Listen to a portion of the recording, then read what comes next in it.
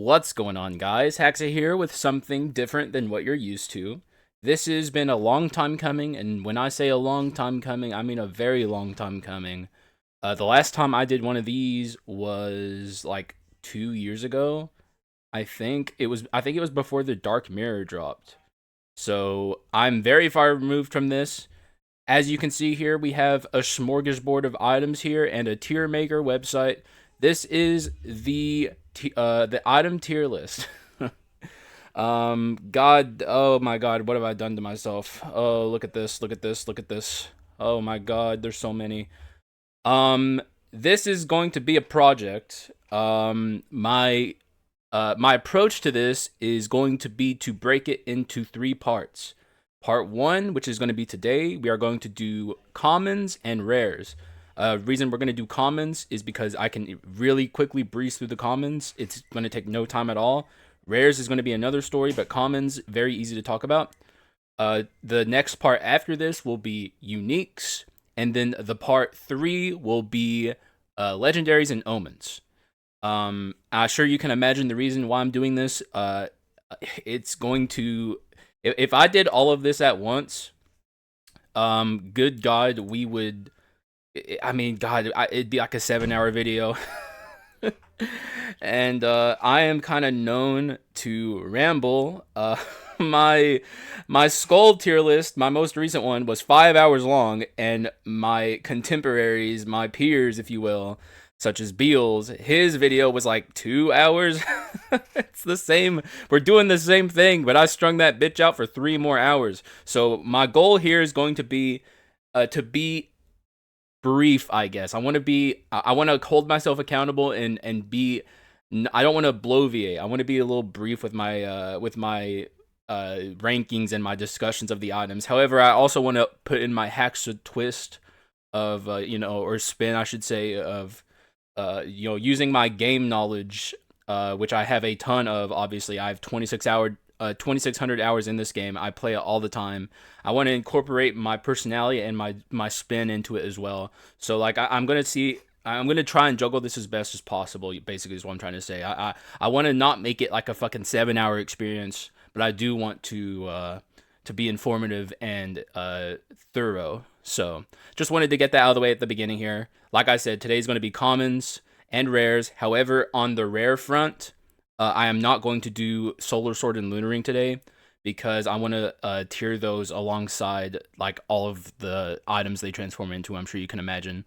It'd be kind of weird to talk about Solar Sword and Lunar Ring outside of that context, and I also don't want to drag in the Fulgent Dawn and all of its counterparts into the. I don't want to drag them into this tier list today. So, all right. With all that said, I think that's everything I wanted to say. Let me run it through my head. This tier list does not have item transformations on it, I will say, except for Bone Box and Bone Clone, because those are like so different from what the item normally does that I've felt the need to include them. Everything else, such as the Shade Spirit, the evolution of the Shade Spirit is not here. I will be discussing this item as if you were evolving it, basically. And I guess that's another important thing to point out here is an item such as the Forbidden Sword, right, which becomes the Evil Sword Kyrian. I am not going to be discussing the Evil Sword or the Forbidden Sword. I am going to be discussing the Evil Sword Kyrian. Although I do have the Forbidden Sword sprite somewhere in this jumble of mess here. It's going to be the Forbidden Sword sprite in the tier list, but I will be discussing it as if it is the Evil Sword because who the fuck takes the Forbidden Sword to the end of a run? You usually just don't take the Forbidden Sword if you don't think you can evolve it. Same with like the Demonomicon and stuff like that. So I just wanted to also say that. And with all of that said, I think that's everything. Let's get started here because we got a lot to get through. And like I said, I don't want this to be a 7-hour experience. Let's start with the commons. This will be very quickly. And also, one last thing, I guess. I'm going to do my best to order them from left to right, but it's so many items. I don't know. There's probably going to be some weird inconsistencies in here. I'm going to do my best to make it right, though. Okay, so, yeah. Left to right from, in descending order from good to bad. Let's start with the Abandoned Wedding Ring. It's the Absolute Zero common with heirloom on it.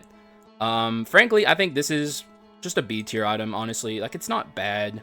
I don't think you usually take this to the end of a run. Like, It's a common status item. They're all pretty mediocre, which I guess segues perfectly into this item here, which I actually think is worse than the Abandoned Wedding Ring. This is the Broken Dagger. This is the common bleed item. Same deal when you, and I should have said this here, when you attack, you have like a X amount, I think it's like 2% to apply frost, and I think it's like 5% to apply a wound, maybe not even that. It's not very good. The reason this is worse than this is because this at least has Heirloom on it, and in my opinion, Absolute Zero is better than Bleed. This has Hidden Blade on it, which is a terrible inscription, and Bleed is, Bleed is Bleed. We'll definitely have more time to discuss Bleed. I'll get into it, not on this item though. Carleon Insignia, easy S tier. This is like one of the best commons. You pretty much always take it if you're playing the game in a min-maxy way. You always take it alongside one of the basic Carleon items, which we'll get into. But yeah, this is treasure. For every Carleon item you own, you gain 30% or not, or 30 gold.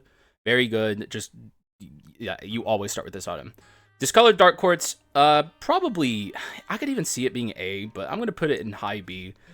This is a revenge item, revenge antique. The text on it, I think, is like gives 25, excuse me, this gives 25 HP or something like that.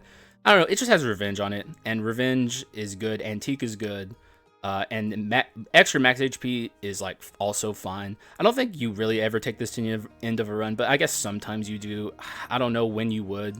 I guess if you're building around Revenge 4 or something, it's a fine revenge item. Not bad, not crazy, but it's doable. And moving on to a much better revenge item, we have Hate Stone here. I'm even tempted to put it in S. I'll put it in high A though. Hate Stone is, like, maybe I should put it in S. I don't know. This is just a good revenge item. It's just a good item. This is Artifact Revenge. Whenever you take damage, you gain 55% magic attack for X amount of time. I also have a skull open in the background. Let me spawn in a Hate Stone here just so I can remind myself exactly what it does for how long. 4 seconds when hit, you get 55% magic attack. It's just good. Like, I am genuinely tempted to put it up here because both of its inscriptions are good. The damage percent it gives you is good. The time it gives you the damage is good because you're always taking hit. You know what? Yeah, it's going in S tier. This is like one of those common items that I think most people recognize as good, but like don't see it for as good as it actually is. Like, this is a common you can easily take into the end game, and it's going to be doing work for you. So yeah, Haystone's great. Kendo Stick, this has been like a weird item for me for all of its existence. I used to be a big hater on this item. I still kind of have mixed feelings about it. This is a arms rapidity item that gives 20% attack speed. Let me spawn one in just to make sure. I just want to make sure I'm getting everything accurate. 20%, yes. This is like one of the most middle of the ground items in the entire game. You often find yourself holding on to this, or at least I used to. I just don't pick this item up much anymore, but I would often take this item at the start of runs back in the day, and I would like struggle to drop it because what it's doing for you is so useful. Its inscriptions are good, but like it doesn't scale your damage directly outside of arms. And it's just like an arms item that there's so many good arms items, and this one's just kind of there. I don't know. I've always been a bit of a hater for this item, but like the reason I dislike it is because it is just middle of the road. Like, it's not A, it's not S, it's definitely not C. Like, it doesn't fall into the bottom rungs, but it's just there, man, and it's doing good stuff for you, which just makes it so hard to drop once you have. But I don't know. These days I don't struggle with that as much as I used to because I just don't really fuck with it. So yeah, let's not talk about Kendo Stick too much. Let's talk about the Manatech Cogwheel, which is the Arson common item. It's an Arson status item. I believe it gives like a... I'm just going to keep spawning in items, I guess, just to remind myself. This is... it gives you a 2% chance to inflict burn, increases magic attack by 20. This is definitely one of the better common status items. I don't know, man. I took this to the end of a run recently on a mage run. There really aren't a lot of instances where you hold on to this forever. The reason I held on to this is because I was building Arson Mage and Manatech, and also, for the record, it has Arson and Manatech inscriptions. Manatech is incredibly useful on the mage, almost necessary to speed up his casting animation. So this is just like an item that you could easily hold on to on a run like that. But most of the time you're not. But like when you have this item, it's not like you're upset to have it. Good inscriptions, decent effect. Arson is a powerful archetype in this game. So I don't know. It's just like a decent B. I mean, I'm tempted to put it in A, but I'm gonna leave it in B. It'll definitely be like middle of the road B tier, I think, by the time this is done. Moving on to what I used to call toilet paper. This is the Prayer of Grace. I think it's like skill. God damn it. I just gonna keep spotting them in. Guess I'm gonna have to remind myself of a lot. There's a lot of items I don't take often. Skill cooldown speed by 40. That's all it does. It's mana tech and relic, or not mana tech, mana cycle and relic. Mana cycle is a decent inscription, but like you just never need this. It's just unnecessary. I don't know. I've never been a fan of this item, and I probably never will be. It just is kind of there. So yeah, that's really all I have to say about toilet paper. Let's move on to Rejuvenation Root, which does not belong in A. Rejuvenation Root is Revenge Mutant, so it has Revenge and Mutant, two good inscriptions. But basically, its text says whenever you take damage, heal 1. So basically, -1 damage for every damage you take.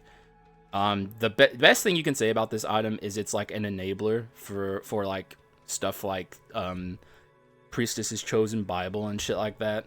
But like that's about all I can say positive about this item. For one reason and one reason only, is like its text is useless because Revenge already enables stuff like this. It already heals you. So this is basically like an inscription stick that does nothing, and there's better inscription sticks that do nothing, even though this doesn't do nothing. It does something. I don't know. I used to like Rejuvenation Root more back when I didn't respect Revenge, but now that I have so much respect for Revenge as an inscription, I just don't care for this item. It's worthless. I'm even tempted to put it in D, but I'll leave it here. Because if this is D, then this is D too, and I don't think that sounds right, so I'm just going to leave it in C. And a lot of C tiers coming up. This is the Ring of Wind, I believe, Soar heirloom item that increases your attack speed by like 10 or 15 or something. I'm not going to bother being hyper precise on this one. We need to pick up the pace. This is, I don't know, it just exists, right? Like this item just exists. It used to be better before Kendo Stick came along. This was like the only way to increase your attack speed in common back in the day, I think. But then when they added the Kendo Stick into the game, it kind of lost its niche, and now it just kind of exists. Heirloom's a good inscription, but like you would never hold on to this, at least very rarely. Maybe if you're building around Soar, you would sometimes hold on to this, but it's just, I don't know, it's not that great. Let's talk about a great item here, though. This is the Shade Spirit, or the Shadow Spirit, which turns into the Shade Spirit. Like I said, I'm not discussing the Shadow Spirit here. You never hold on to the Shadow Spirit, even if you're playing like Fairy Tail and you're like, oh, but I need spirits. Shadow Spirit sucks. But Shade Spirit is great. Its inscriptions are great. Fairy Tail and Brawl. Brawl is super fucking good. The Shade Spirit does a ton of damage. Its like effect is powerful. You can't get the Shade Spirit unless you have Light Spirit Lu, but you probably don't take this unless you have Light Spirit Lu anyways. So there's like even if you are building specifically around spirits, you can get a better item. Even if you have like Elementalist Blessing, you can get a better scaling item than this, in my opinion. Only take this if you have Light Spirit Lu, but it's still, you know, it's good. It's just like a good common item. Definitely one of those good old-fashioned common items that you just like to have. So I don't know, it's good. Moving on to this item. This is our boy, the basic Carleon armor. It's one of the items that makes this item so good. So you'll often see me take this in the very early game and then ditch it very quickly after I feel like I got my money's worth. It's not as good as the other basic Carleon items, which we'll get to very soon, but it's still fine. It's not one you ever pick at the start when you're choosing your items in the Dark Mirror, but you do like to have it if you have this, and you should always have this. So moving on to one of the good ones, and I'll just bring these both up here together. They're both interchangeable. Like I'm only putting I guess the orc existing makes this better. But these two are the basic Carleon sword and staff. They are the wisdom and courage, 30% in the direction that they both represent items. They are both very good. You pretty much always start your run with this or this or this. Like this for sure, and then one of these depending on which direction you think your run will end up going. They are very good items. You usually end up ditching them before the end of a run, but that hardly matters, because what they do for you at the start is excellent. Okay, moving on to the strike version. This is the bow. It gives you 7% crit. Spoils, which I haven't even mentioned yet. Spoils is just an inscription that exists. It exists on all of these items. Spoils, treasure, courage, wisdom, Fortress, which I didn't even mention, it's fine, and Strike.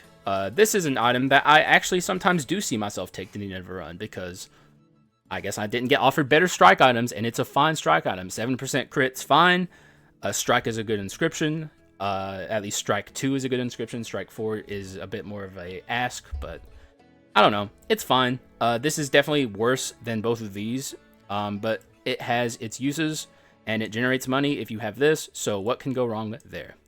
Moving on to the Toxic Pendant. This is the Poison, and I would say this is probably the best common status item. It's definitely interchangeable between these two, and the more I think about it, the more I kind of want to put the Manatech Cogwheel ahead of it.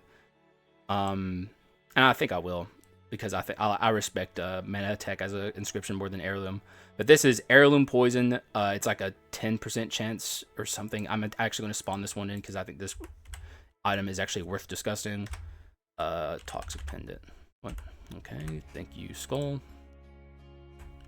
This is 20% damage increase and 2% chance to... Oh my god, I thought it was 10. That'd be so overpowered if it was 10. I don't know what I was thinking. 2% chance to inflict poison on basic attacks. It is fine. I also think this is an item you almost never take to the end of a run, but sometimes I guess you find yourself doing it if you didn't get offered better poison. This is definitely not good poison application, though. Don't rely on this for poison application. It's fine. It's a good item. It's still a common status item. They're all pretty meh, but it's not the worst one, so good job, Toxic Pendant. Moving on to World Tree Seed. This is a transformation item, and like I said, this is the unknown seed. I'm not, like, the World Tree Seed isn't even here because I think it's just redundant and it's clutter on the tier list, because why would you ever talk about the world or the unknown seed without talking about the World Tree Seed? So this is the Yiggy legendary item, even though it starts as a common. When you get this, you have to heal like 300, I think. Is it 300? Actually, this also is worth looking at. Unknown seed. This is, yeah, 300. Once you heal 300 HP total, this evolves into the World Tree Seed, which is an item that gives like 40% damage in both directions. It has Heritage and Mana Cycle, and when you swap, it spawns like a World Tree Seed, if you will, that shows up in the map and gives, I think, 60%, leading to a total of 100% increase in both directions, with like a cooldown of like 30 seconds or something. I don't, like I said, this is taking too long as it is. I want to keep this train rolling. It's something along those lines. It's definitely a decent item. I feel like there's not a lot of mana cycle items that scale your damage a ton, so this is kind of unique in that department. It kind of holds a niche in that regard. It's a little hard to awaken. I often find myself abandoning this item if I take it, but I've taken World Tree Seed to the end of runs plenty of times. Heritage is a good inscription. Heritage Enhanced is like one of the strongest hitting things in the entire game if you have a high cooldown Quint. And Mana Cycle is just like a very universal, very used often inscription that like lowers skill cooldown speed and stuff. Also amplifies skill damage at Mana Cycle 4. It's just good. It's a stat stick, basically. Inscription stick, stat stick. It does what it needs to do. And there you have it. There's our commons done. That took longer than I would have liked it to. It's a bad sign for things to come because we got a lot of rares. I gotta pick up the pace even more. Oh god. And this is only, things are gonna get more complex from here. So let's talk about Abyssal Virus. This is an item that used to be very good and then became nerfed and people don't use it anymore. This is like an execute artifact item that when you deal like a large amount of damage to an enemy at once, I don't remember the exact amount, but we're just going to talk about it in those terms. It causes like an explosion that deals additional damage to the enemy, to the enemy that it explodes out of and enemies around them. So it's like an AoE attack. Back in the day, that AoE attack did massive fucking damage and it could clear rooms itself, but the devs nerfed it. And now people just don't use it anymore, and for good reason. It's not as good as it used to be. So I think that probably puts it in B, but at the top of B for now, because you know, all these common items are worse. Like, we're already there. The commons are now obsolete. But you still don't really see this often. Both of its inscriptions are good. It doesn't work against bosses, and that's kind of a general rule I have, is like, if something doesn't work against bosses, you just don't take it. Like, because like the in-game gauntlet exists now, and being powerful against bosses is more important than it's ever been. Rooms are important too, but like, not so important that you hold on to something like this. I'm sure some people use it sometimes, but I almost never use it. All right. If you ever see the page scroll down very quickly, it's because I pressed my my OBS mute button to burp, because I don't want to burp in your guys' ears, and it's 1 on the numpad, and for some reason that's like page down because numpads are stupid. Anyway, acceleration sword. This is it's cool that it's above it here. A rapidity and arms item that the more attack speed you have, the more this procs, and when it procs, it like causes like blades to shoot out of you that deal damage to the enemies around you. It's a decent item. If I'm ever building arms 6, I think I have this fairly often on arm 6 runs. It's like fine. The damage it deals isn't enormous, but it's like passable. You're not unhappy to have it. What does that mean for acceleration sword? I think it's like A tier, probably like maybe like here. It might even just be here. Obviously this is not like, there's gonna be so many more items here. I'm gonna leave it here because I don't know. I think I use this more than I bring this to the end of the game, so I'll leave it there and move on to After Image. After Image is a wisdom and rapidity item that whenever you attack with your basic, little spheres shoot out kind of like the alchemist basic attack, and they heat seek at enemies. I don't know. I don't have a super high opinion of After Image. I think After Image is like, it's got good inscriptions, but you can do better. The damage it deals is underwhelming. Basically, the only time I use After Image is if I'm doing mean projectiles, which is like a stupid build I came up with where you get all the projectile things you can and just have like a fucking barrage of different projectiles going at the enemy, which did get a little better with the explosive arrow buff. It's worth mentioning. I don't think that's enough to bump it into A tier. I think this is like a high B tier item. It's not bad, but like, is it great? No. Like, I don't know. Is there anyone out there who has a high opinion of this item? The inscriptions are good. That's about all I can say about it. Moving on to the what's it called? Like Ancestral Bracelet, I think.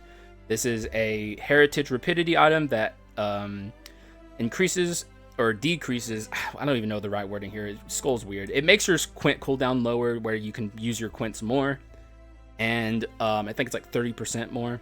And it also, I'm just gonna spawn one because it is Ancestral Bracelet. Yeah, okay. It increases quint cooldown speed by 45, increases attack speed by 30. Okay, yeah. Basically, this is just like, I don't ever take this item because like, it's not even a bad item. It's actually not bad at all.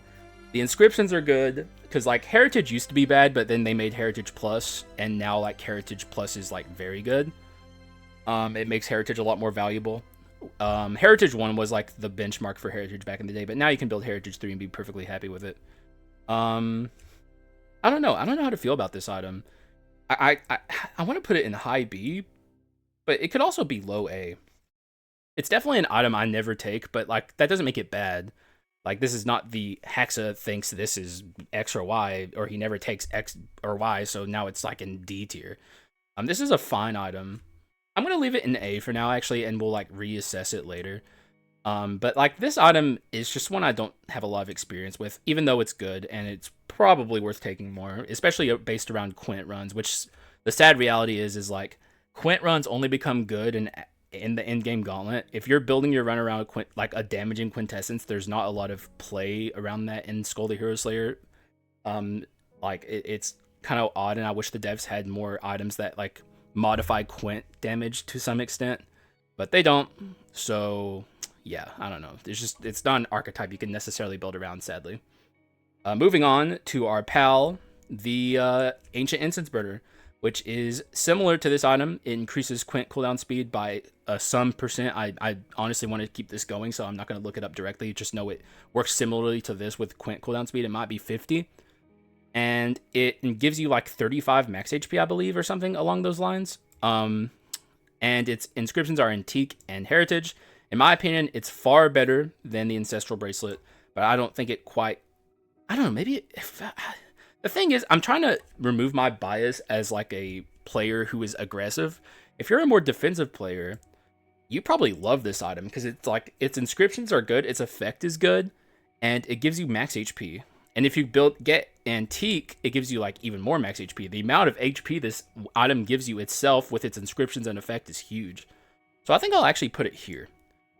It back in the day when I was learning the Dark Mirror, I remember I was having a discussion with an older who is no longer in the community. His name is Earl.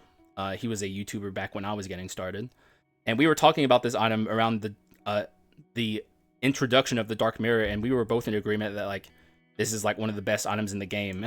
And the reason we were saying that is because we didn't know how to play the Dark Mirror yet.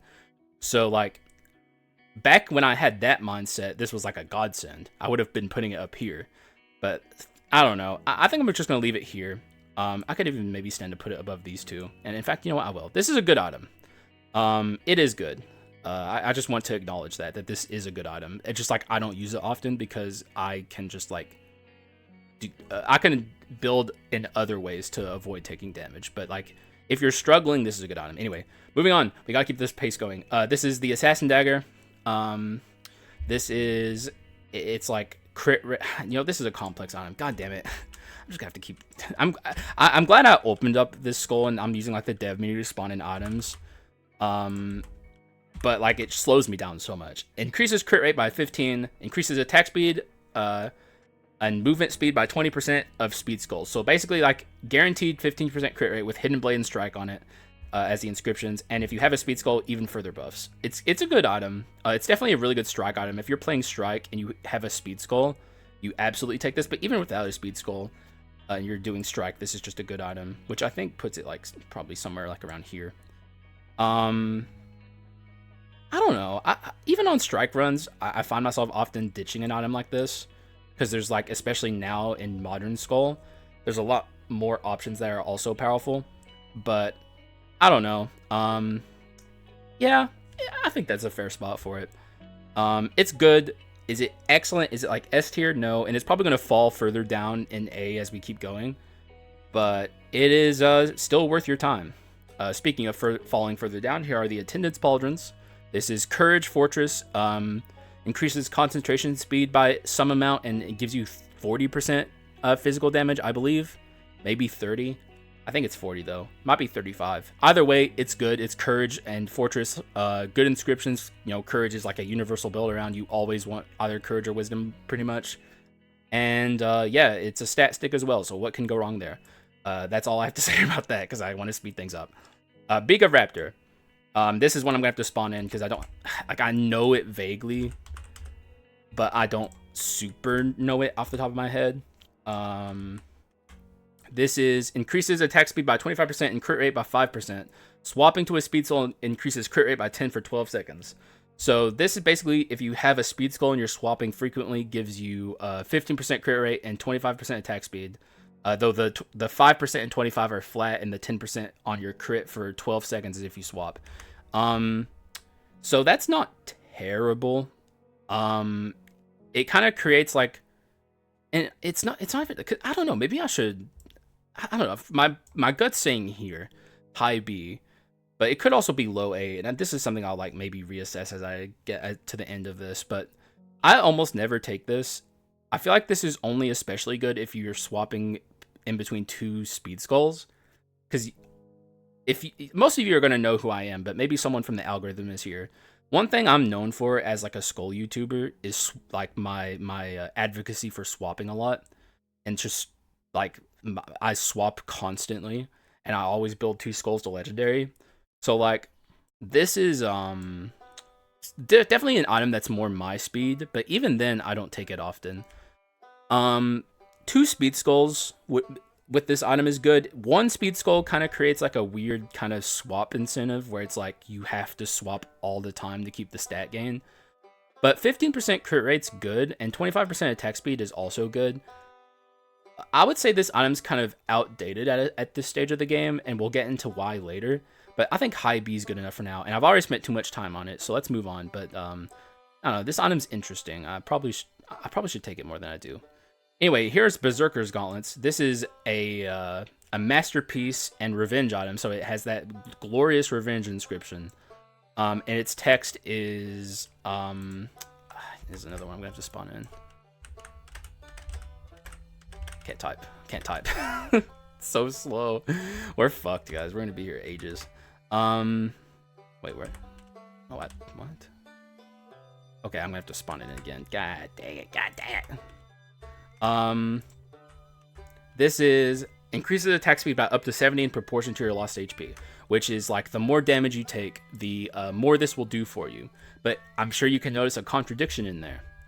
This has revenge as an inscription, and revenge heals you for like a proportion of your lost HP if you attack in the time period after you take damage. So it kind of works similarly to Ghoul's Chunks, but it's like an inscription. I don't know, man. I think this item contradicts itself.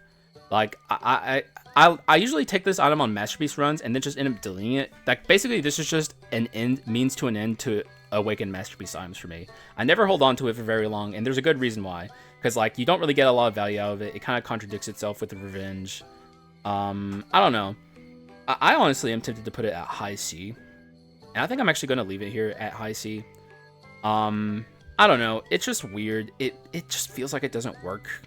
Like I said, it just has inherent contradictions, and we'll leave it at that because we gotta pick up the pace here. Moving on to a kind of hard item to tier is Prince's Box. This is like an item that can have any inscription on it. The text on it I think gives 30% magical and physical. Let me spawn in a Prince's Box real quick just to like make sure. Because like the text on it is important, and it did get changed. Oh yeah, it's 30% both magical and physical, and it gives 20 HP, and it has random inscriptions. So this item has a lot of variance.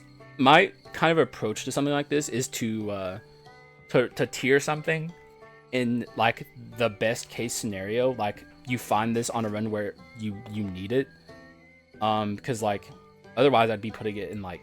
It'd be like in question mark tier. But obviously Prince's Box deserves to be tiered. And it's like, I don't know, it's good. Prince's Box is good. I very seldom take it to the end of runs, but sometimes I do. You could even argue it's more consistent than its sister item, Clone Stamp, because it's rolling 2 inscriptions. At least one of those inscriptions has the chance to be good for you, whereas Clone Stamp, it's like, yeah, it's cool and it has like the same inscription, but like, it's a unique, and it also, you know, it kind of very seldom is useful to you. But when it is useful to you, it's super useful to you, which is the same for Prince's Box. The 30% damage is nice, and the 20 HP is also nice. Anything that gives HP is just going to be nice in general. So, I don't know. I'm tempted to put it here, but I think it's like I would say it's like here, but behind After Image. I think that's fair for it. It's kind of unstable, but it's good. Moving on to its evolution item. This is if you are lucky and it happens to roll Bone inscription on it, because Bone is a very unique inscription. We're about to get into some Bone items. But Bone, since the update came out, the 1.8 update, and the in-game gauntlet of bosses was introduced, and they introduced enhanced inscriptions. Bone items that have bone, when you enhance your bone inscription, it evolves those items into a new thing, which, like I said, there are no evolution items down here except for this, because it's so different from its normal normal sister item, which we'll put it next to for now. Bone Box is an item I have to just spawn in on my thing because it's such a complicated item. This is increases physical and magic by 30, so it has the normal bone or the normal Prince's Box inscription stuff on it. But this item gains a activating a bone inscription effect will increase physical and magic attack by 45 for each active bone inscription effect for 15 seconds. A little complicated, but basically bone enhanced, or just bone, the inscription bone across the board. And let me spawn in I don't know, bone and something so I can read bone to you guys. Bone is a 2 tier inscription where you like the benchmark is 2 and there's no further incentives. Swapping for the devs, the third is not a thing. Swapping for the 3rd time, but it's the 3rd time. I'm just poking a little fun at Southpaw. Refreshes swap cooldown and makes you invulnerable for 3 seconds. So It gives you an insta swap where like you can instantly swap into your partner's skull, and you get invulnerability for 3 seconds, which is quite powerful. But basically, for every bone item you have at bone enhanced, every time you I was running around in Skull, I'm getting distracted. Every time you activate one of those items, this gives you X amount of damage for I think it was 15 seconds. Let me check. Yes. It's quite good. I've used it in a run. I had a duped bone box run very early on in 1.8, and that run banged. However, this is a very rare item, and it's a very inconsistent item. You could see bone on a prince's box and just be like in Act 3 and have no bone items and can't really pivot to a bone strategy. That's just kind of how this item tends to go. It's very inconsistent. Certainly less consistent than a prince's box, but it does way more than prince's box. It's kind of hard to tier for that reason. I think I'm going to put it in low A. Because bone... And the thing about bone is, my experience with bone enhanced so far is like you kind of need one of these items, because there's also bone clone, which we'll talk about in the next video, which is another item that is very beneficial to bone runs. But you kind of need either bone prince's box or bone clone to make bone runs good, because you're dedicating so many slots in your items to bones, and those don't scale your damage. And you need damage scaling on runs in every Skull run. It's so important. Like the thing you need is damage scaling to win. So this is like I don't know, man. Bone is weird, but if bone is working out for you, then this is like an item you're gonna want. So a little too much time spent on that item, but it does bear talking about because it is such a bizarre item. So let's move on to a more normal item. This is Bone of Madness. Bone of Madness is a brawl bone item that whenever you deal damage or use a skill, I think, it adds a little aura onto the field that increases your damage by 55 when you're standing in that little aura. It's kind of like spoils, I guess, in that regard. Basically, the way I feel about this item is it's one of the better bone items for sure. And when it's enhanced, it turns it into amplification rather than increase, which amp and increase are two very important things to know in Skull. I'll probably get into it at some point on this. But amplify is multiplicative and increase is additional. So it's like multiplying your damage percent versus increasing your damage. And Bone of Madness enhanced with Bone Plus amplifies and increases. It keeps both effects, basically. It's very good. So I have a very high opinion of this as a bone item. I'm going to put it like... yeah, I'm going to put it there for now. But Bone of Madness is very good. And if you're playing Bone... And also, I forgot to mention it has Brawl, which is obviously one of the better inscriptions in the game. This is just a good item across the board. In fact, I'm even going to put it here. Fuck it. We ball. No, what? No. I'm going to put it here. It belongs high up on the tier list. It's a good item. Moving on to Bone of Time. Another bone item. This is Mana Cycle Bone. I believe, and I'm going to look it up because I'm a fucking bozo and I don't remember. Oh, God help me. I spawned 2 in accidentally. Decreases swap cooldown by 0.5 a second every time you use skills. So it doesn't even affect your doesn't even affect your skill cooldown. It affects your swap cooldown. I always forget that. This is a really weird item. Even though I'm the swap guy, I love swapping. I frankly think this is overkill and almost unnecessary most of the time, because Mutant already makes swapping super fast, and then you have like Purple Flurp, as I call it, which is the drug that you buy. That's the purple one that decreases swap cooldown. I feel like this isn't like putting this on an item slot is a pretty big ask for me, because item slots are super important, and I could just buy like Purple Flurp or have Mutant, and that's already doing the work for me. Maybe I should use this item more. It might be interesting on like a little bone run where you're swapping a lot, but who the fuck swaps on little bone runs? I don't know. It's weird, man. This is a weird item. Maybe on a stack skill run or something. I'll have to try it. For now, I'm putting it in B. Not an item I have a lot of experience with, but not an item that I care to have experience with. So let's move on to an item I like. This is Broken Mana Engine. This is Chase Mana Tech, and basically I think it decreases skill cooldown speed by an X amount. It's like a decent amount, 30 or something, I believe. And whenever you dash, it spawns these little spheres behind you that explode and deal damage. I have a lot of positive things to say about chase in this video particularly, because a lot of the powerful chase items that you can bring to the end game and it makes chase such a consistent way to build your runs, is a lot of those items are in the rare category. So like they're rarity, and that makes them very, very consistent to build with. So you can get good chase runs very often, and this is one of those items that is easy to grab that makes chase good. Though it's probably one of the worst rare, or one of the... I don't want to say it's bad because it's not, but it's like among the rare chase items that are powerful, this is like mid. So I think that probably puts it like here or something, honestly. And that kind of makes me want to move Acceleration Sword up. I'm going to. This is like... It's good, but it's not as good as some of the items we're about to talk about. Such as this one. I think this one's better, actually. Even though its inscriptions are kind of weird for... Wait, no. This is Burning Scriptures. Never mind. I thought this was Fragments of Sunwagon. This is Burning Scriptures. This is an arson item that I think increases magic attack by 30%.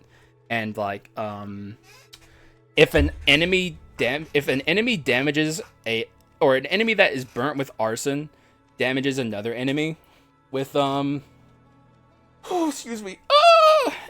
damages another enemy with okay, let me get my thoughts again.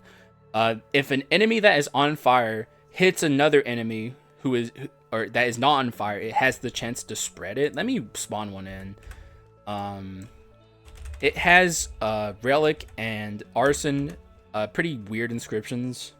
Whenever a burning enemy damages another enemy due to burn, there is a 15% chance for the... Yeah, it's so weird. I have a very low opinion of this item. The 30% used to not even exist on it, and back then, I still had a low opinion of it. And sure, my opinion's a little higher of it now, but not by a lot. Also, excuse me, let me drink some water.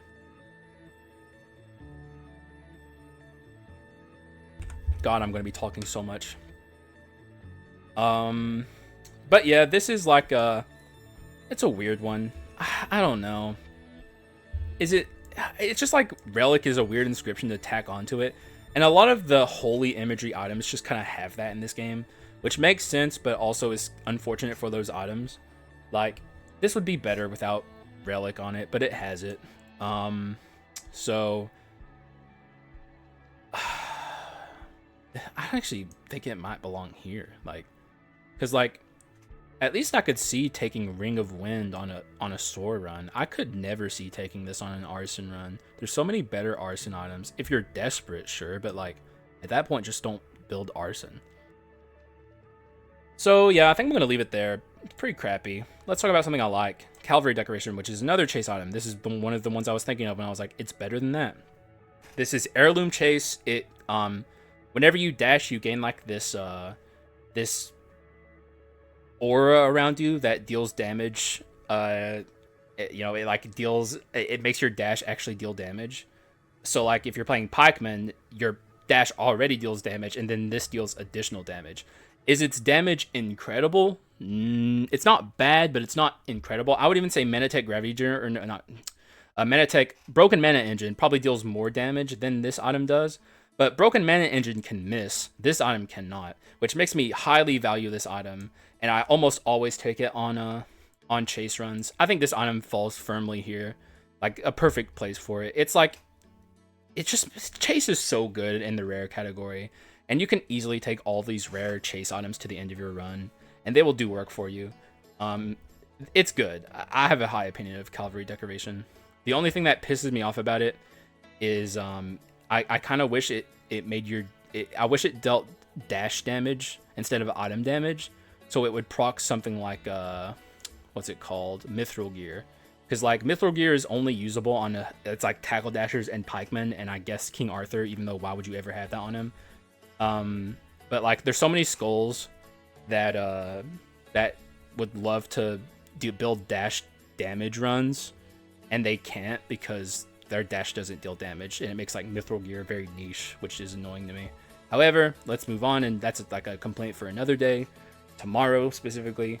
Now we're moving on to Ceremonial Dagger, which is an item I have extremely high opinion of, which means I'm going to put it up here, probably here. Yeah, I'll put it here. Ceremonial Dagger is Artifact Hidden Blade. Hidden Blade sucks, but Artifact is great. and the text on this item is like increases crit percent by 10, or crit chance by 10%, and whenever you crit, you gain 55% damage.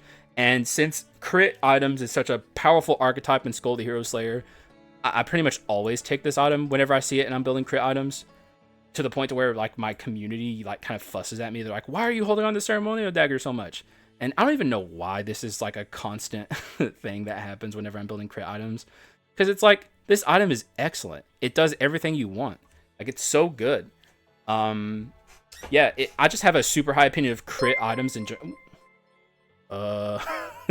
Thanks for the follow, Butterbot7890. That's a indirect fucking and also let me get rid of chat here. That is an indirect promotion of my Twitch channel, which I forgot to mute the alerts. So okay, it's kind of awkward, but I guess it works for me. Shouts to Butterbot, dog. You're in the freaking video now, man. That's what's up. I don't know if you are gonna be seeing this, but it's sound off in the comments, I guess. But back to what we were talking about. I don't really have much else to say about Ceremonial Dagger. It's good. It's blatantly good. If you're building crit items or crit anything, it's like good to have, especially crit magic damage. Anyways, moving on to Fighter's Belt. This is another item, like I said, masterpiece items. I'm not going to talk about their evolutions because, like, I'm assuming you're evolving this item if you take it. It's Brawl Masterpiece. When you're surrounded by a certain amount of enemies, I think it's like 3 or more, you gain like damage percent for every other additional enemy. Let me look it up. Fighter's Belt. Yeah, for each enemy. Oh, it's okay. So they got rid of the, or maybe I was wrong. Also, excuse me. Oh god, these burps. This is why I try not to record after dinner. For each nearby enemy, increases physical attack by 15%, max 90. So it's one of those items that, of course, as I've been complaining about so far and will continue to complain about, doesn't work against bosses. Like, oh yeah, I'm gonna take this into the end game and get 15 damage percent against the fucking Dark Skull. But let me spawn in a Champion's Belt and see how much that gives. It's not much better.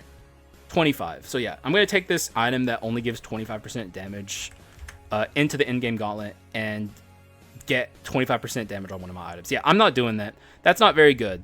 So even best case scenario in the in-game gauntlet, this item doesn't work. The best thing you can say about this item is it has Brawl, and Brawl's great. Also, let me look at Champion's Belt again one last time. Oh yeah, it also has like when using a basic attack, a shockwave occurs, inflicting physical damage on surrounding enemies. Cooldown 5 seconds for every one enemy within. So like, it just doesn't work. Like, it doesn't work against bosses because the cooldown kills it. 5-second cooldown, but like in rooms, the cooldown is decreased for every enemy surrounding you. But when you're fighting bosses, like this, it just doesn't do anything. So like, I have a low opinion of this item across the board. Definitely a C tier item, even though it has Brawl. I would say it's like at the top of C for now, but it's definitely gonna fall down. It's just one of those sad items that, like, I don't know. Like, I want to like it because I love Brawl. I like Masterpiece, but it just it's not useful against bosses, and that matters a lot in this game. Anyway, moving on to Coward's Cape. This is fuck. I'm gonna spawn in a Coward's Cape. I do know what it does, but I want to know the exact percentage. Oh, it's crazy. So Coward's Cape is Antique Chase. Jumping within 0.1 seconds after dashing increases movement speed by 300% for 1 second. This is one of the most worthless items in the entire game. There's no synergy around something like this. It's like, sure, it has Chase, which I've been praising a lot, but like, why would you ever need 300% movement speed for 1 second? It's just worthless. So this is like the first D tier item for sure. There's not going to be a lot of D tier items. I don't have a low opinion on a lot of items in this game, but this item I see zero use case for. Basically, the only way I could see use case for it is if the devs ever implement like a movement speed equals damage percent type deal. And then this item would get like, I don't even know. Even then it would be like, because it's 1 second and it's like such a precise thing that you have to do to activate it. 0.1 seconds after dashing. 1 second benefit, and the benefit is movement speed. Get the fuck out of here. I've already trashed it enough, so let's move on to something good. But yeah, Coward's Cape sucks. This is Decayed Heart. It's Poison Revenge, so there's that revenge. Also, Poison's obviously good. I haven't praised Poison a ton yet, but this is like a very consistent and easy to build around status. Poison builds are very good. But this is whenever you take damage, apply poison to the attacker. I can't remember if it's a chance to apply poison or if it's guaranteed. So let me look that up. I have a very high opinion of this item, so just spoiler alert. Yeah, it's cooldown 1 second, poison your right enemies when hit. Which has revenge, so like even though you take damage, it's fine because you just heal back some of the damage you took. And when an enemy dies in a room, they explode into like poison goo, and it applies poison to the enemies around them. Not useful against bosses, but like it's already useful against bosses because it's poison application. So like it doesn't suffer the same problem something like Fighter's Belt does, you know. I think this is an S tier item personally. It's like maybe like mid to low S. It could even be argued to be an A tier item, but I think this is like one of the ways to have consistent poison application. And there's like a couple items, and we're about to talk about another one, but there's a couple items like that. This is among the best one for sure. This is very good. I'm gonna put it, I think here, maybe here. I'm gonna put it here. I don't think it's better than Hate Stone, but it could be argued to be better than Hate Stone. And either way, like Revenge is just a good inscription across the board, and so is Poison. So you can't really go wrong with it. Let's move on to Discarded Syringe, which is another extremely powerful poison applicator. Excuse me. Discarded Syringe is poison misfortune. Whenever you crit, you apply poison. So just obscenely powerful poison application. It's definitely the best poison application in the game. And poison's a good inscription, so that's important. It's honestly so good that it's like too good. Like it's like the only way you can truly make use of something like this is with like Fatal Sword, because like you don't need to apply poison as often as this allows you to apply poison.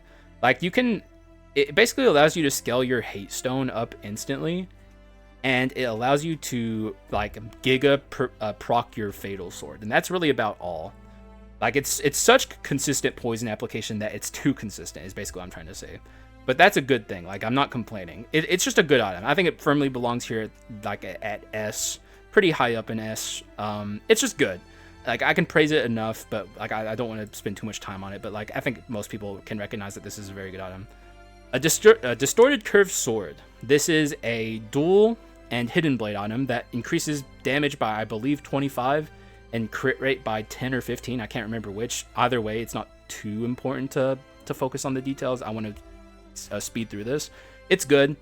I have a high opinion of this item. Duel's a really good inscription. I find myself often wanting to ditch this before the end of a run, but if I'm playing Duel especially, I take it to the end sometimes, and it does good things for Duel. Like, you know, just it's just fine. Like everything it does is completely fine and acceptable. So like I'm gonna put it there near the top of A. It might fall down as we go, but like this is a perfectly acceptable spot for an item like this. Moving on to Gnome Spirit. This is Fairy Tale Fortress. All the Fairy Tale items kind of do the same thing. I'm going to spawn them in here just to make sure, because I don't want to be wrong about that and people yell at me. At least the common ones do. Let me spawn in Gnome and Sylphid.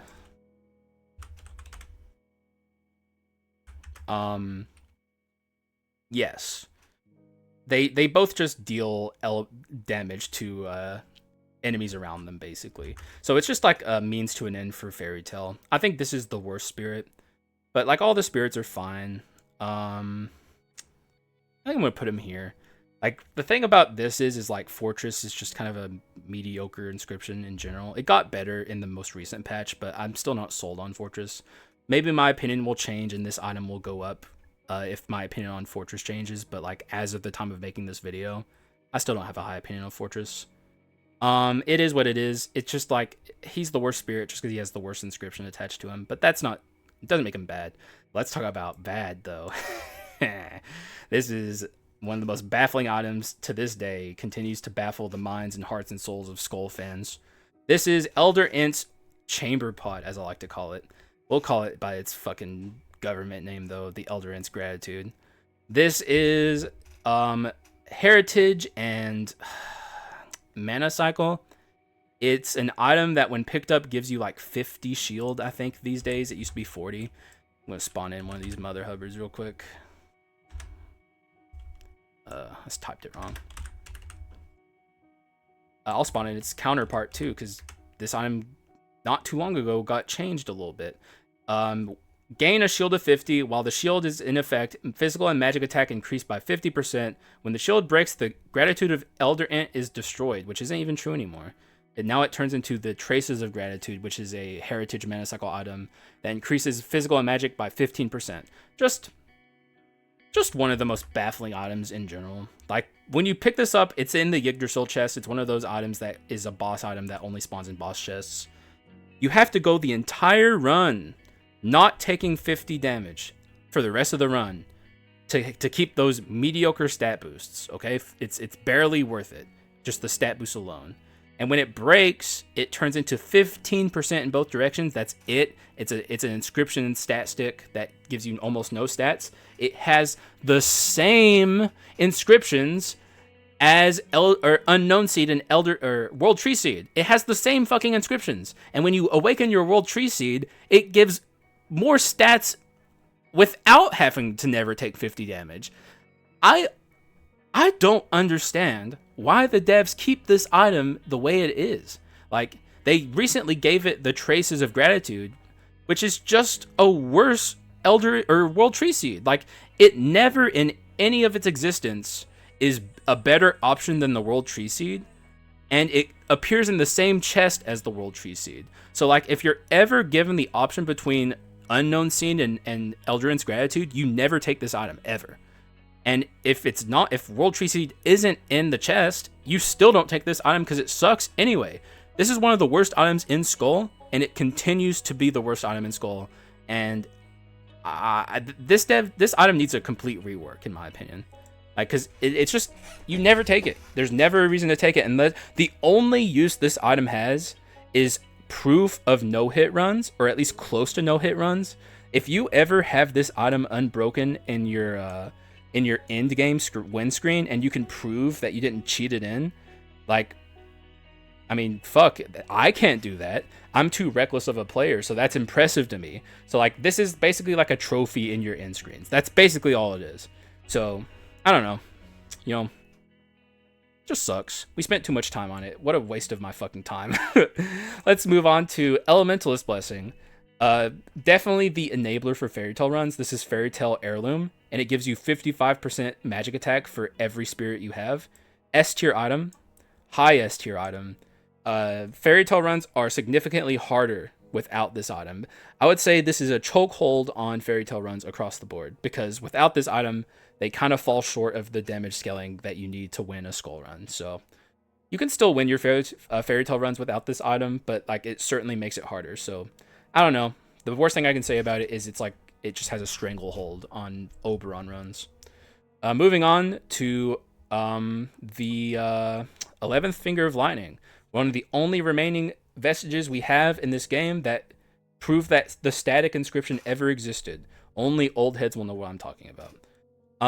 This is dual and artifact, and every like X amount of time it shoots a lightning bolt at the enemy. Basically, it's just inscription stick. Because like the lightning bolt's meaningless.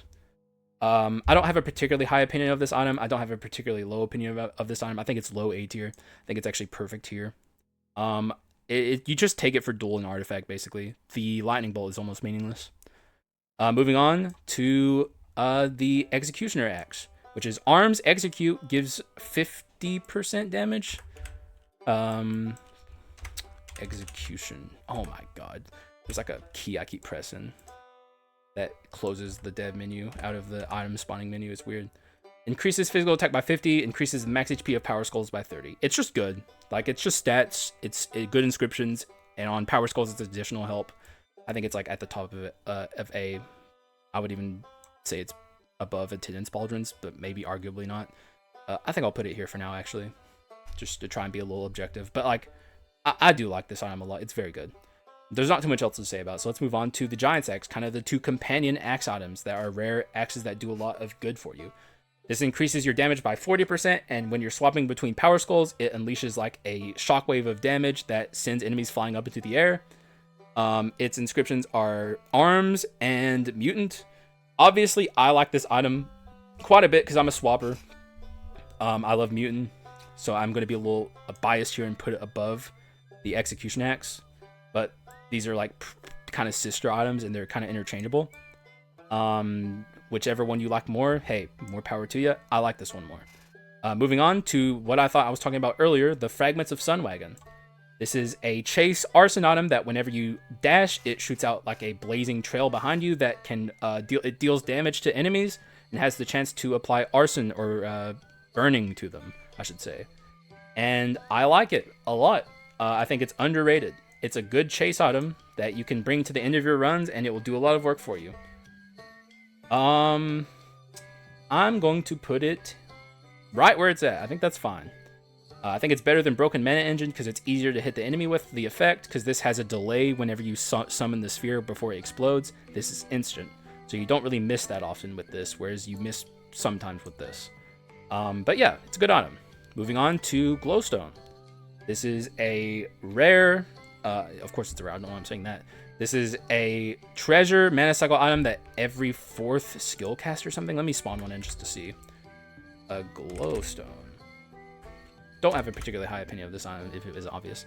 Gain 10 HP barrier for 30 seconds every time 5 skills are used. Cooldown 30 seconds. Yeah.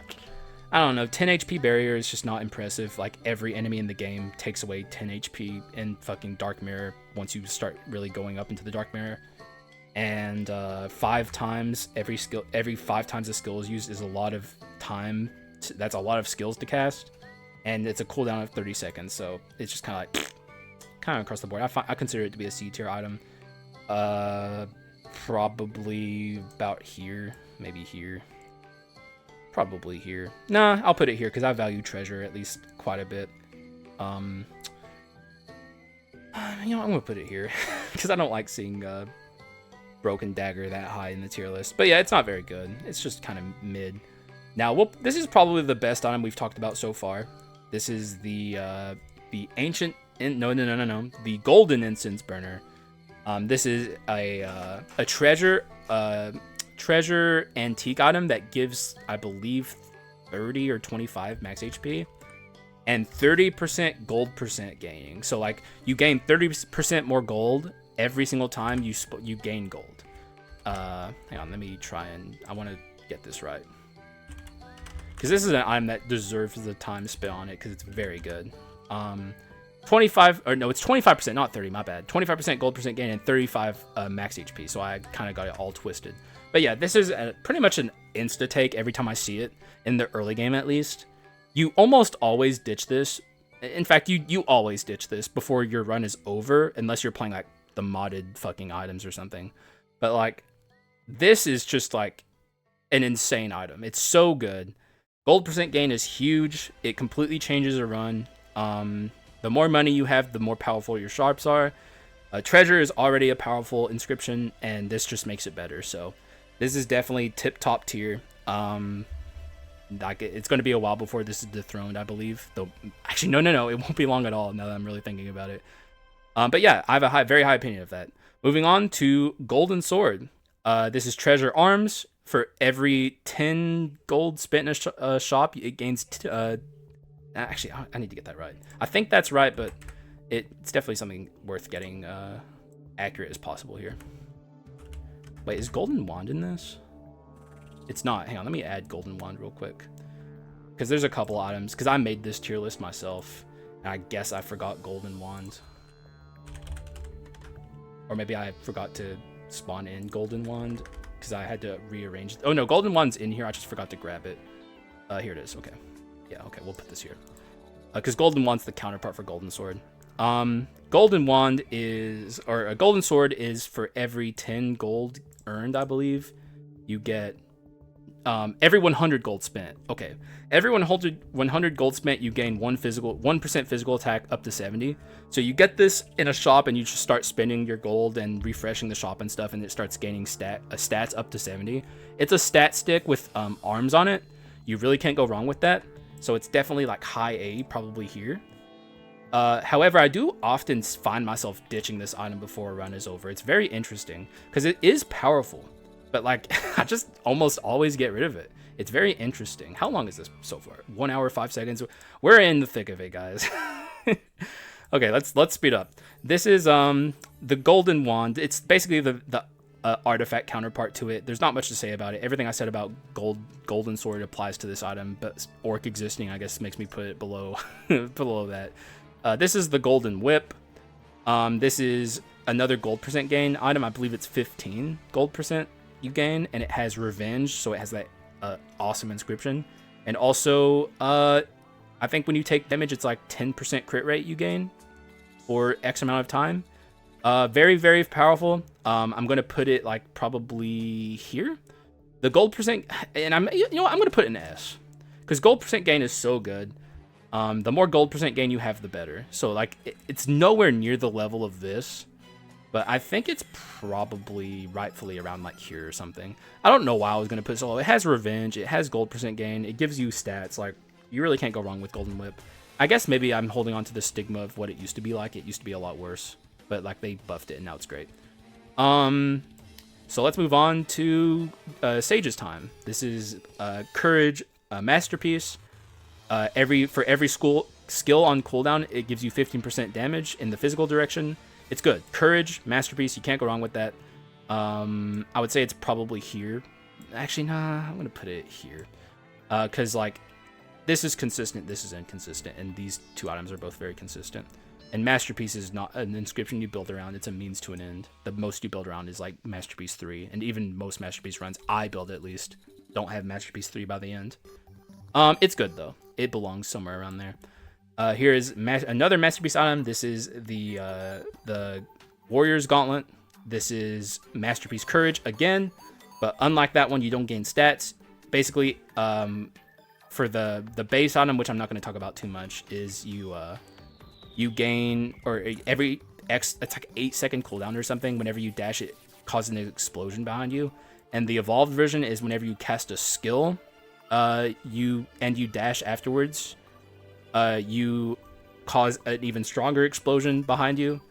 The animation it casts is much like the rookie's explosions that he leaves in the Act 4 Adventurer fight. It's good. It's not even close to as good as like Sage's time, but I do find myself having this on masterpiece runs fairly often because courage is an important inscription. I would say it's like maybe like here. Maybe here. Nah, I think this is a good spot for it. Yeah, it's not as good as this, but it's still a good A tier item. You can't really go wrong with it. It's also serves as a means to an end for Masterpiece Awakening as well. So here are the Huntress's boots, or the Hunter's boots, I think, but they should be the Huntress's boots, but they're the Hunter's boots. This is Chase Masterpiece, so another Masterpiece item. Definitely one of the stronger chase items in the entire game, especially when it's Veterans Huntress's boots, which is the Awakened version. Easy S tier item for sure. If you're building chase, you want this. However, where is it in here? Probably, I think it's comfortable here. This is a very powerful item for sure. I think a lot of people have a lot of respect for this item, and rightfully so. It's great. Moving on to Grudgestone. This is and this is one I'm gonna have to spawn in because it's a little complicated, and the effect has, I believe, changed semi-recently. This is when defeating an enemy, there's a 30% chance to create an explosion that deals magic damage, increase max HP by 30, artifact execute. Good inscriptions, doesn't work against bosses, so the same rule applies that I'll always talk about. If it doesn't work against bosses, it's mediocre. So mediocre, in fact, that I think it probably goes like there, maybe here. It does have good inscriptions on it.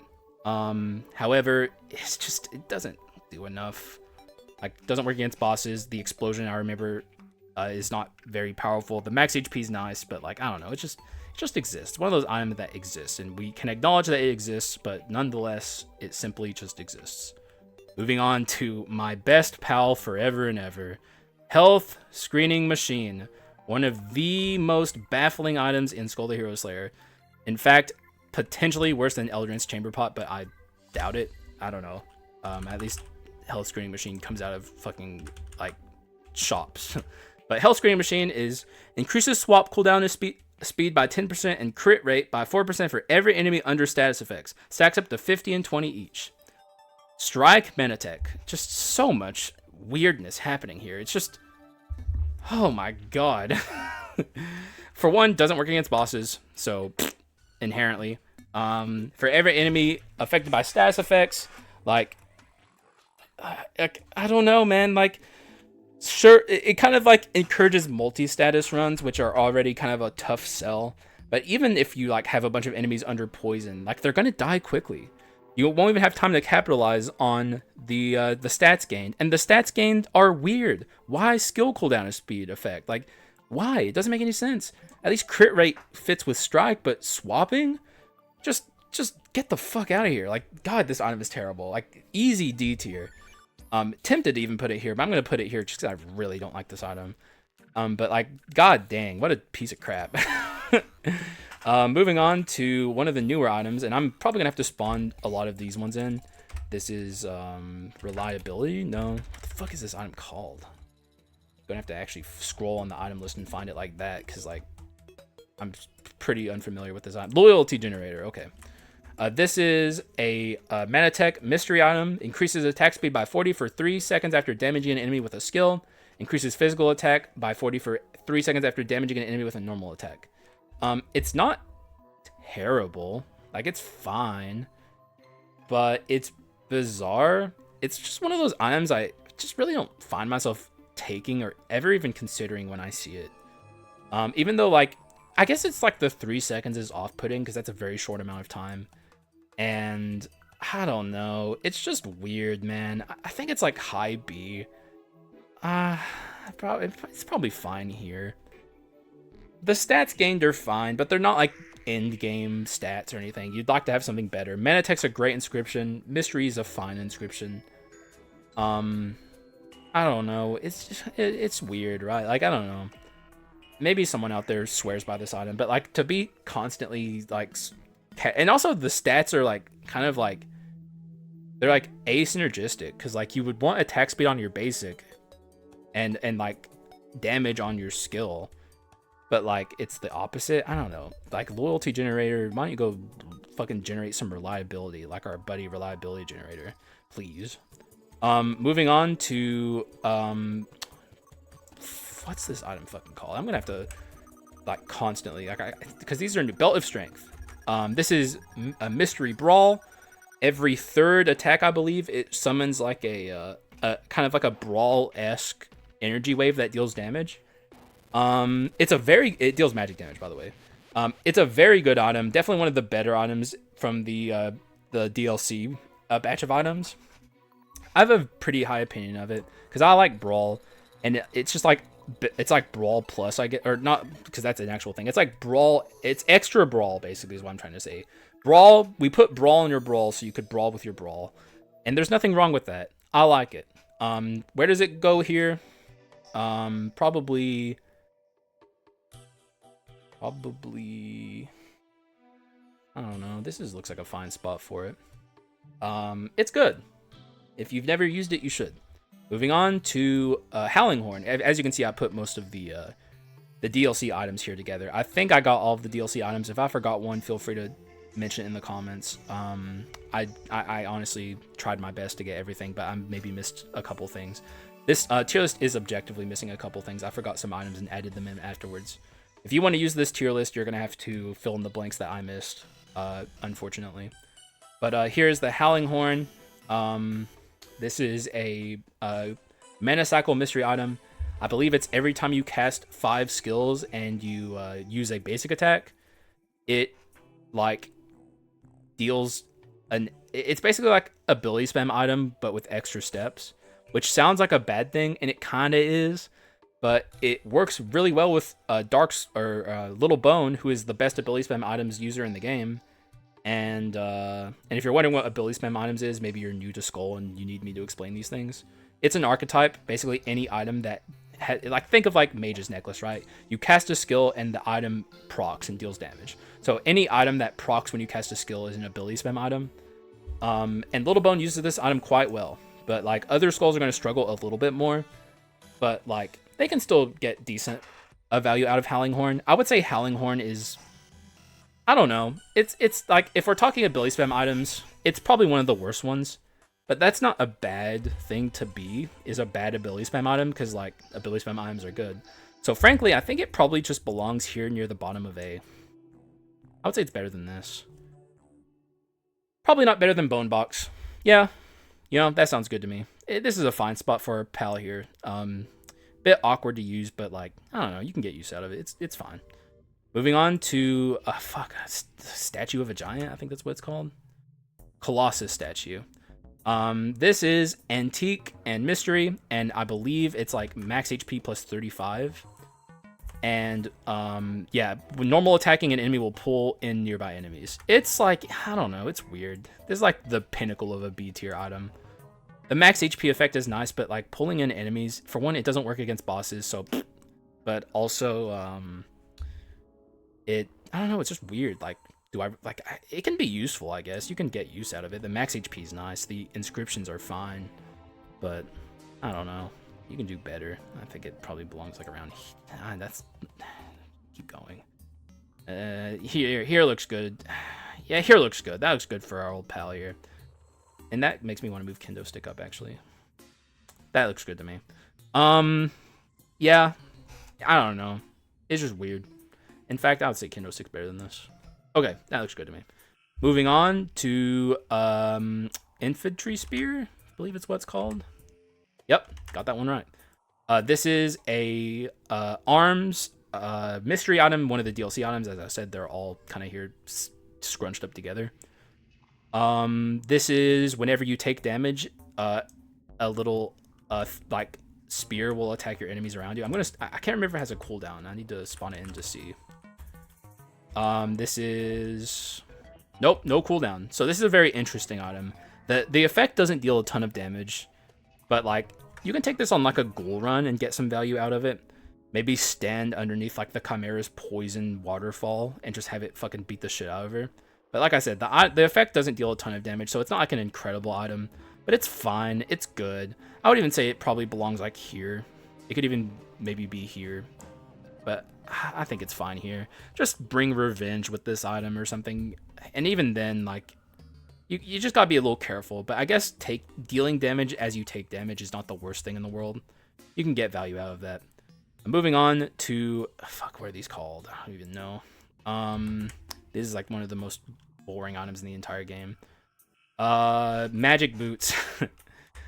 This is increases attack speed by 40% for 3 seconds after dashing. Rapidity, mystery, baffling item. One of these items that I don't get.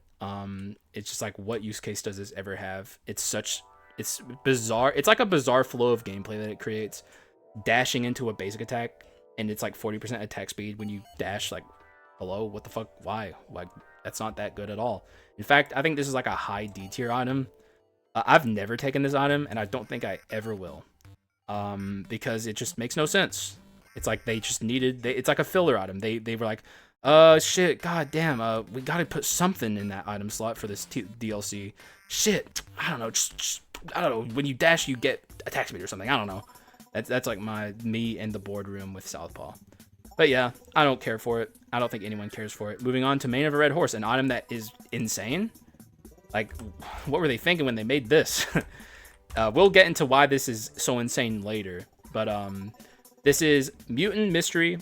Increases attack speed and movement speed by 25. Attack speed increases by 40% for 8 seconds upon swapping. So you already get 25 flat attack speed, which is almost as good as this. But when you swap, which is like a much freer action, or a much, it's like there's no like awkward flow of gameplay created by swapping, at least with most skulls. Some skulls have terrible swaps, but most don't. And you get even further attack speed when you do that, to a point of absurdity, especially on a rare item. Like, this item is like power creep out the ass. Like, it made so many items look so much worse, or one item in particular, which we'll talk about eventually. I honestly think this is like high A, maybe even S. In fact, I'm just gonna put it in S because I'm biased now. I love swapping. But like, this item has so many stats on it for nothing. Like they're free stats just handed out, and like, you can't go wrong with that. Like, I don't know, man. It's so good. Like, it's just crazy. I think it got buffed recently in 1.9. Like 1.8 players don't even have like the maximum value this generates, I believe. So it's just interesting. Moving on to Hand of the Destroyer. Man, we have so many more items to go through. Oh god, what am I gonna do? I gotta speed up. I really gotta speed up. This is a stun mystery item that whenever you cast a skill, after you cast skills, I believe like 3 or 4 or 5 times. I would look, but I gotta speed up. It's something along those lines. It sends out a wave that increases your damage by like, or maybe no, it always have. It's like 30. I gotta fucking spawn it in. God damn it. God damn it. I'm increases physical attack by 50 on a rare. That's insane. What the fuck were the devs thinking? Stuns nearby enemies upon using 3 skills. So, you know what this item is? This item created a whole new archetype in and of itself. Stun Little Bone. Because Little Bone was a one-trick pony. He did ability spam items and that's it. He was great at it, but that's all he could do. Now, he can do stun shit. And he's one of the best stun skulls in the entire game. So, the devs just want to make Little Bone as powerful and OP as possible, which is understandable. He's their flagship guy, but like, god damn, dude. And you can even just take this on ability spam items on Little Bone and be happy. It also works on plenty of other characters, and it even works on non-ability spam item or ability spam characters. Just like casting your skills every 3 seconds and getting a stun is fine. You pretty much always take this on stun runs. It's high A, maybe even low S. I'm going to put it in high A though. I'm going to put it here. It's great. Moving on to Hidden Dagger. This is Chase and Hidden Blade, I believe. And basically, whenever you dash, it shoots a projectile out. That's what it does. And it also increases your crit rate by some amount. This is, in my opinion, an item people sleep on heavily in this game. I think, for one, people sleep on Chase in general. As like, and I did it for a while, too. I'm not like I'm counting myself in this category.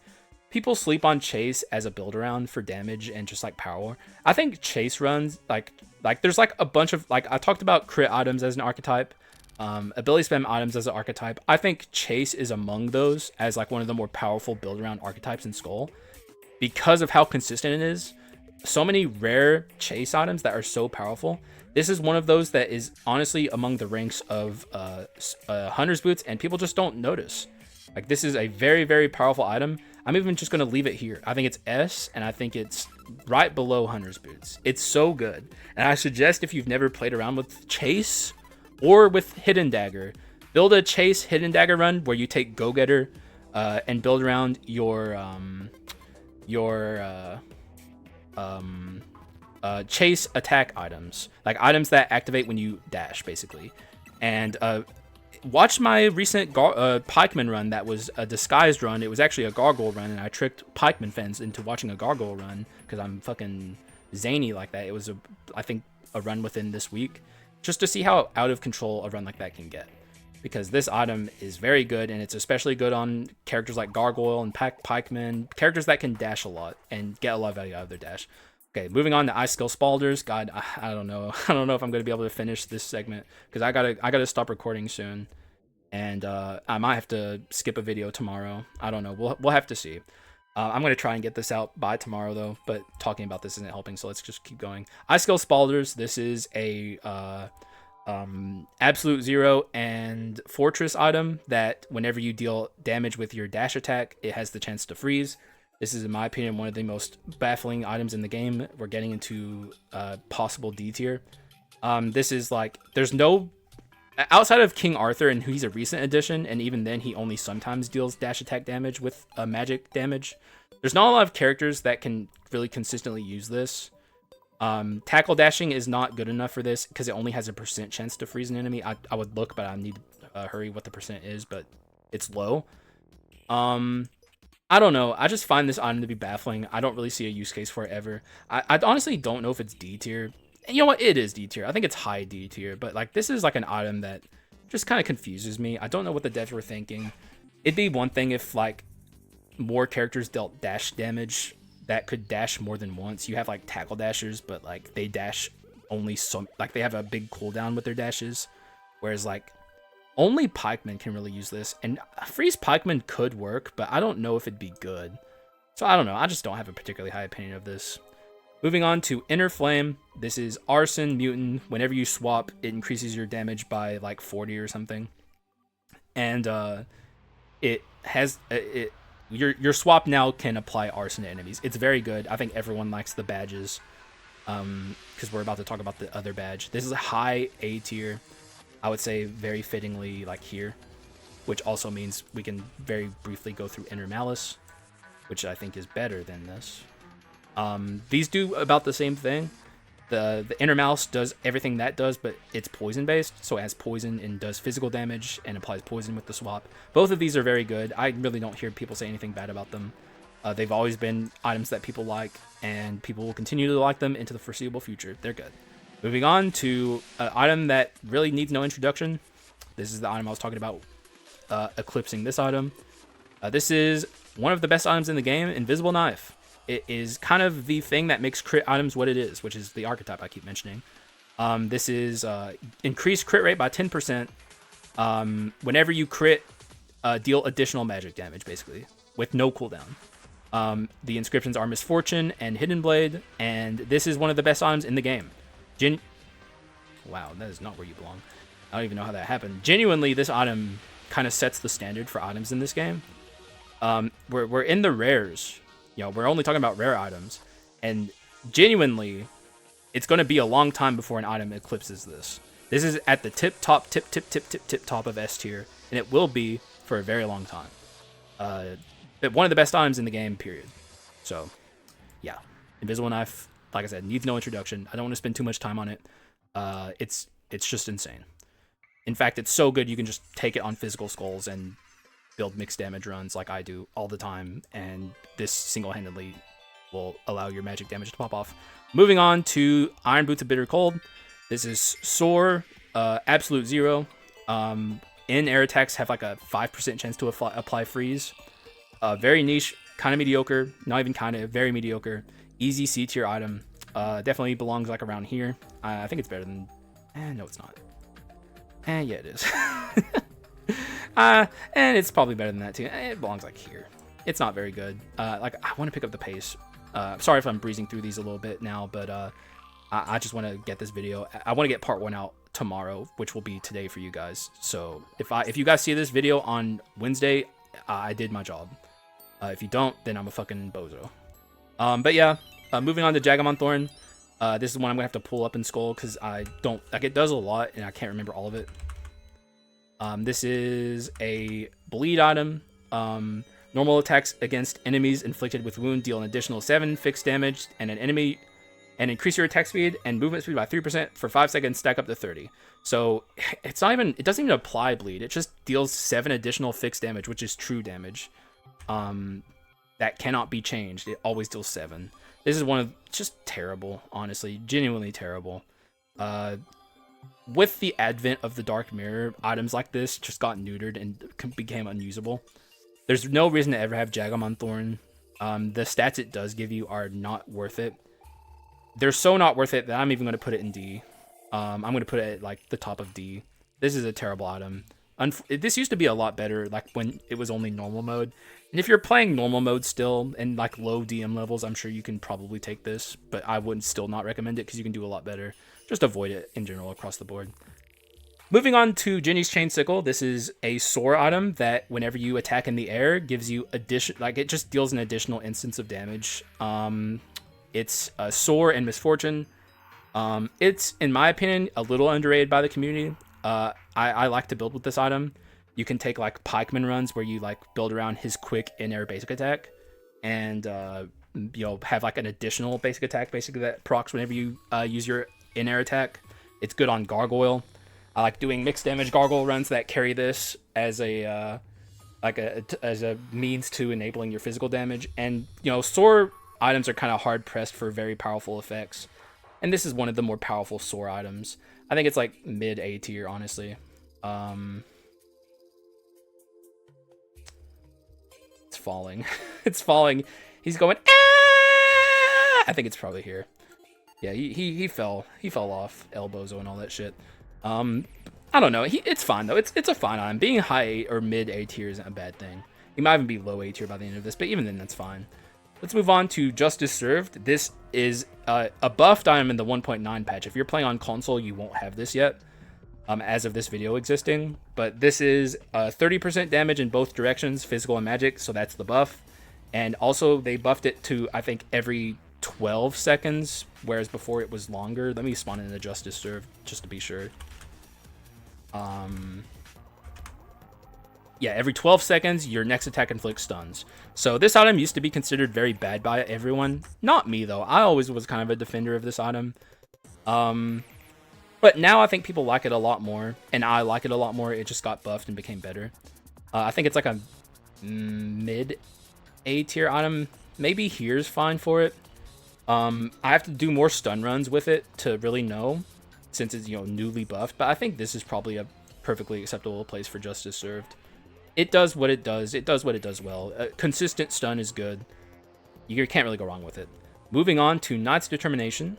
This is a Revenge Fortress item, I believe. I'm going to have to spawn one of these in because I'm not super familiar with it. I've almost never used this item. It is Fortress Revenge. Decreases incoming damage by 30% when your remaining HP is 30% or less. 30%'s fine, I guess. That's fine damage reduction. But keep in mind, there's a little bit of a contradiction with this item. Same with Berserker's Gauntlets, where it's like, Revenge is like, you kind of want to take decent amounts of chunks of damage because you heal it back. And this lowers the amount of damage you heal with your Revenge procs because you're taking less damage. And 30% or less HP in the Dark Mirror, unless you have like massive max HP, like, that's not helping you too much. It's the same problem I have with another item we'll talk about in the future. Though this item is not even close to as bad as that one, because at least it's percent based. But 30% is like low and scary. I think Knight's Determination is like a very firm B. I would say like maybe here. It just kind of exists, I guess. Knight's Determination is fine. I don't think I'll ever use it, but like, I guess if you're a struggling player, you'll like this item more than I do. But I don't know. I'm just glad he's determined. What a good job, fella. Moving on to Luxurious Teacup. This is one of the more unique items in the game with a very unique effect you don't really see anywhere else. Doesn't make it good though. Okay, I'm seeing the item that fucking closes out the dev menu. It's X. Bakanudo, you have to fix that. Bak, fix it now. Anyways, you probably will never see this. Stiffen. This is antique heirloom. Stiffen nearby enemies at the beginning of concentration. At the end of concentration, crit rate is increased by 15 per 3 seconds. Cooldown 3 seconds. So stiffening is like something you don't really see on really anything. I think this might be the only item in the game that has it. Where it basically stops the enemy from moving for a couple of seconds, giving you time to unleash your concentration.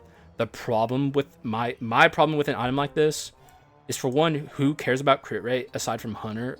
And I don't know, I guess you can make some use out of the crit rate, but it's not that important. I'd rather see another stat on this, like damage gain. But also, like, why would you want Stiffen when you can just increase your concentration speed? And also, a lot of skulls who concentrate these days get iframes anyway. So, like, I don't know, it's just, like, redundant. I'm sure it's useful in some instances, but I just very seldomly find a use for it. For me, it's like a bottom of the barrel B.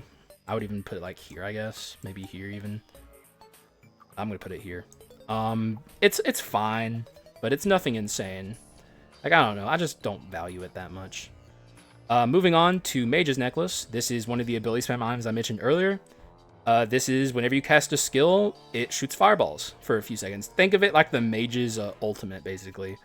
Where, like, in the Adventure fight, she shoots, like, a fireball appears and shoots, like, 3 fireballs at you. It's that. It does exactly that. Whenever you cast skills, it has Heirloom and Mana Cycle. This is like one of the enabling ability spam items for sure. Easy S tier item. I would even put it like, I think it's probably pretty good here. No, I'd even put it above Hate Stone. And I'd even put it here, actually. I think that's a good spot for it. Because this is like, it's been a long time item that people just love. And I love it too. It's fun. The effect is good. And it pretty much is like the ancestor grandfather of ability spam items, who's been in the game forever and just continues to be relevant. So we love it for our pal, the Mage's Necklace. Moving on to Dark Beads. This is another item that I think recently got buffed. to the point where I don't even remember what the buff was. When alternating, a third time inflicts magic damage on surrounding enemies and knocks them out. I don't know why it's worded like that. It stuns them. But yeah, the magic damage dealing thing is the thing that changed with magic beads. So it's like a mutant and stun item. It's actually pretty good. It's something I should use more, because I do swap a lot, and you know, it just kind of benefits me to use this. It's consistent stun. You can't really go wrong with consistent stun. I don't know where to put it though, because like maybe right behind Justice Serve, maybe actually right behind that. I think that's probably a good spot for dark beads. It's like harder to use than some of these items because, for one, most people don't swap, but you should swap for the record. I won't preach too hard about that yet, but I'm sure one item later will make me preach the value of swapping. But it's just good, man. Like, stun's good, magic damage is good, the inscriptions are good. I wish it gave damage percent, but you know, you can't have it all. So for what it is, it's good. Moving on to Magical Choker. This is a, and I need to spawn it in just to make sure. I believe it's one of those items that activates whenever you swap into a Balanced Skull. Oh, no. It's every swap. So this is, every time you swap, it shoots out projectiles. For every projectile that hits an enemy, you gain crit rate by, I think it's like 2%. Yeah. For 10 seconds, maximum of 16. It's strike, it's mutant, and honestly, it's mid. It's strike, it's mutant, and most of all, it's mid. And you want to know why it's mid? Is because the projectiles it shoots out shoot out in every direction. It's very hard to hit enemies with it. It's inconsistent. That's its problem. So I think this is another one of those epitome of B tier items. It's also bizarre for a strike item because items can't crit. So like the effect it does is just, I don't know. It's just very unimpressive to me. So I think it's probably perfectly fine placed like here. That's fine. That's a fine place for it. Moving on to, oh man, I was dreading talking about this one. This is our old pal, the Magical Staff, or Wand. This is Magical Wand, I believe. It could be Magical Staff. I don't really care which way or the other. This is a item some of you may have never even seen because a lot of people don't even know this exists. However, if you talk to the slime NPC who duplicates your items and you have no items, he gives you this, a very special item you can only get from him. And its inscriptions are mutant and mana cycle. And anytime you hit an enemy with full HP, it has the chance to turn them into a critter, which turns them into like a little animal. And it basically insta-kills them. And for the longest time, I was an advocate for this item. Up until the Myths DLC and so you know the in-game Gauntlet came out, because this item can insta-kill Dark Elites, like instantly. Like protection, plate armor, regeneration, any Dark Elite that has like a giant shield, because you're hitting them when they have the shield, which means they're not losing their max, or they're not losing their HP, which means every time you hit them, they have the chance to transform into a critter. So it could instantly decimate a Dark Elite for you. But it's one of those items that doesn't work on bosses. So before the newest update came out, I was like an advocate for this item because I was like, sure, it doesn't work against the Dark Hero, but the inscriptions are good and it can completely like just negate rooms, because rooms are scary and Dark Elites are scary. But this item could instantly kill one. However, now that the in-game Gauntlet exists and your damage and your item slots are a lot more valuable, you need your items to work on your bosses, and this item no longer works on the in-game Gauntlet. So like the latter half of the game, the most important part of the game, this item does nothing except give you inscriptions. And sure, the inscriptions are still good, but it doesn't justify itself anymore. So this has fallen down to a C tier item from, I think I put it in A maybe in the last one, maybe even S. C tier. Low C tier. Or mid C tier, I think. It's probably still better than like this. Probably better than, I'll put it here. No. Here. That's perfectly good for it. I don't want to linger on it too much, but it's just sad to me that this item lost its value. Like, duping items is way more valuable just across the board. Moving on to Manatech Booster, Soar. Manatech, whenever you attack in the air, you gain attack speed up to a certain point. I'd look, but I need to hurry. This item is good. It's an item that I think is really good on like Gargoyle, any kind of, well, gargoyle, and I guess only like who the hell, I guess rare pikeman.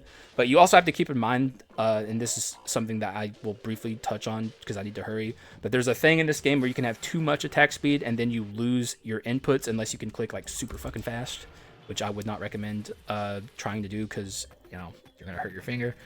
So like, there is such a thing as too much attack speed on pikeman, but pikeman could conceivably use this. But I think it's just like gargoyle, basically. He's like the guy who uses it and gets the most value out of it. And having more attack speed as gargoyle is fine, but like something being useful on only one character basically is not like a good selling point for this. I think it's like a B tier item, probably like here. That looks fine to me. I'm actually gonna move this up, move that down. Moving on to, oh boy, another great item here, akin to our fella here. The Mage's Necklace. This is the Manatech Gravity Generator, basically the physical version of Mage's Necklace. It's Manatech and Courage, and whenever you cast a skill, it summons a projectile that deals damage. It's good, man. I have nothing but praise to say for this item. It's actually significantly better than Mage's Necklace because it has Courage on it. So we move it up, up, up, up, up, up, to about right here. This is a very good item in this game. It's archetype enabling. Has good inscriptions. I would highly recommend, if you've never taken it, to take it and build around it. It's great. You can easily take it into your end game, and I often do. Moving on to Mysterious Apparatus. This is Heirloom and Rapidity. Whenever you cast a skill, your basic attacks now deal like additional damage, physical damage, and it lasts for like a certain amount of time. I don't have a particularly high opinion of this item. It's probably like low A. I just don't think the effect it has deals enough damage to make it worth it. Although it's not bad, and some characters can use it fairly well, such as Gargoyle, for instance. And I guess Little Bone can use it fairly well, but I don't know. I just don't have a very high opinion of the... it might even be high B. I think I'm going to put it in high B. I don't have a super high opinion of the inscriptions or the effect, but they're not bad, and I'm sure some people get some use out of, Mysterious Apparatus, but not me. So I'm going to put it there. This is Heart of Nias. This is a heritage and absolute zero item. And you can hear noise in the background. I apologize, but like shit's popping off in my house. That's why I need to hurry. This is whenever you freeze an enemy and they break free from the freeze, instead of taking the normal amount of damage they would take, they take additional damage. It's basically a way to make your freeze offensive, but it's like kind of like the mediocre option for doing that, where there's a bunch of better options. But Heart of Nias is not bad. It's just not insane. I would say Heart of Nias probably belongs somewhere around like the middle or the lower middle of A tier. It's definitely an item you can use, but is it like an incredible item? No. I would say it's more consistent than Ginny's Chain. This looks like a pretty good spot for it. It's like behind this and above this. Like, cause like you can get more characters can make use of this on more runs than you can on Ginny's Chain, but it's still fairly middle of the road. But it's not bad. Like Heart of Nias is fine. Moving on to one of my goats. This is Offensive Wheel. Every time you cast 4 skills, whenever you swap, it summons an offensive wheel that bounces around the screen. And whenever you, or it gives 50% damage, I believe. I honestly think that this item is like, it's definitely, it's Antique and Metacycle. It's one of my favorite items in the entire game, but that doesn't mean I'm going to put it at the top because I'm trying to be unbiased here. I honestly think it belongs here. It's definitely S tier. I mean, Beals fans who are, I have a heavy overlap in my community, will know this item very well because Beals also loves this item. It's just good, man. Offensive Wheel does what we want it to do. It deals a lot of damage. It's good in rooms. It's good against bosses. It's pretty much just good against everything. Sadly, it doesn't have the mutant inscription, but it doesn't need it because everything it does well anyways. Moving on, we're actually kind of chunking through this now. I think I'm going to actually complete this. To Offensive Scabbard. This is a Mana Cycle relic. Whenever you cast actually, I think it's whenever you heal. Let me summon an Offensive Scabbard. Or Scabbard? I thought it was... Oh, it's just look up Scabbard. Pass Down Scabbard. Offensive Wheels living rent free in my head. Pass Down Scabbard is relic and Mana Cycle. Restoring your HP creates sword slashes nearby for 10 seconds and deals physical damage. Now this item isn't bad. It's just not good. Like, Relic is just a weird inscription in general. Like, Relic 4 doesn't even center around your damage percent. It deals HP based damage. So like, it's kind of hard to fit this on a Relic run because it's like, this is going to be doing like 0 damage by the time you get to the end game, because you're not really scaling your damage percent on Relic. You're scaling your max HP. I don't know, because like this existed before they made that change. Back in the day, Relic was damage percent based, and this item was better back then because you still built around your damage. But nowadays, it's like, this item just kind of fell off. Like, it's like a C tier, like high C tier. I think this is a fine spot for it. Because you could technically build like Relic 2 and build, or just like not even focus on Relic, you just build like Revenge and take this and build around your damage. Even then, it's not incredible. You know, I'll put it at the back of B for that. But like, it kind of lost its mojo, which it never really had too much mojo to begin with. Back in the day, I probably would have put it like around here or something, but like it's here now. But we'll talk about Priestess's Veil now. This is a Relic mana cycle item. There's a lot of those, by the way. We already talked about toilet paper, and now we're talking about these two. This is an item that kind of like changes, and I guess I'll spawn one in just to like really know. Priestesses. Wait, what? Oh, I spelled priest wrong because I'm stupid. This is for every 10 seconds you will gain a random buff that lasts 10 seconds. Physical and magic attack increased by 35. Damage received decreases by 10. Speeds up attack speed by 25%, and speeds up move speed by 35. Those are the 3 different buffs, and every 10 seconds it switches between them. It used to do more stats, but the buffs lasted longer. I don't know, man. This is an item I never take, and I really honestly don't see anyone ever take. It's just like, it just exists. And it honestly kind of used to be better in a weird way, because like the damage percent it gave you was kind of nice, whereas now it's like, the damage percent's not even good, even though it's changing its stat boost. It's just inconsistent. Like, there's not really any rhyme or reason to it. You just kind of sometimes luck out and get the damage percent, and then everything else is terrible. It's so bad that I think it's probably like here. I guess it's just, maybe it's here. Maybe it's even here. I'll put it in C tier at the top. I don't know. I don't have a high opinion of it, and I don't think anyone does. Like, is that what is going to be the controversial take here? Probably not. Probably not. Moving on to Rake of Fury. This is Execute and Hidden Blade, and every time you kill an enemy, it increases your basic attack speed by a certain amount. I'm sure you can already see that this is a fucking D tier item. And why is it D tier? I've talked about it plenty of times at this point, but it doesn't work against bosses. So yeah, in fact, I'm just gonna put it like here. That's all I have to say about that. It's just a okay. Moving on to Rapid Sword of the Subconscious. Also, I think I'm gonna move this up. Yeah, move that up. And move this up. Move it like. Now I'm second guessing myself. You know what? Fuck it. I'm just gonna leave things as they were. This is it's like in the weeds at this point. Who cares about this?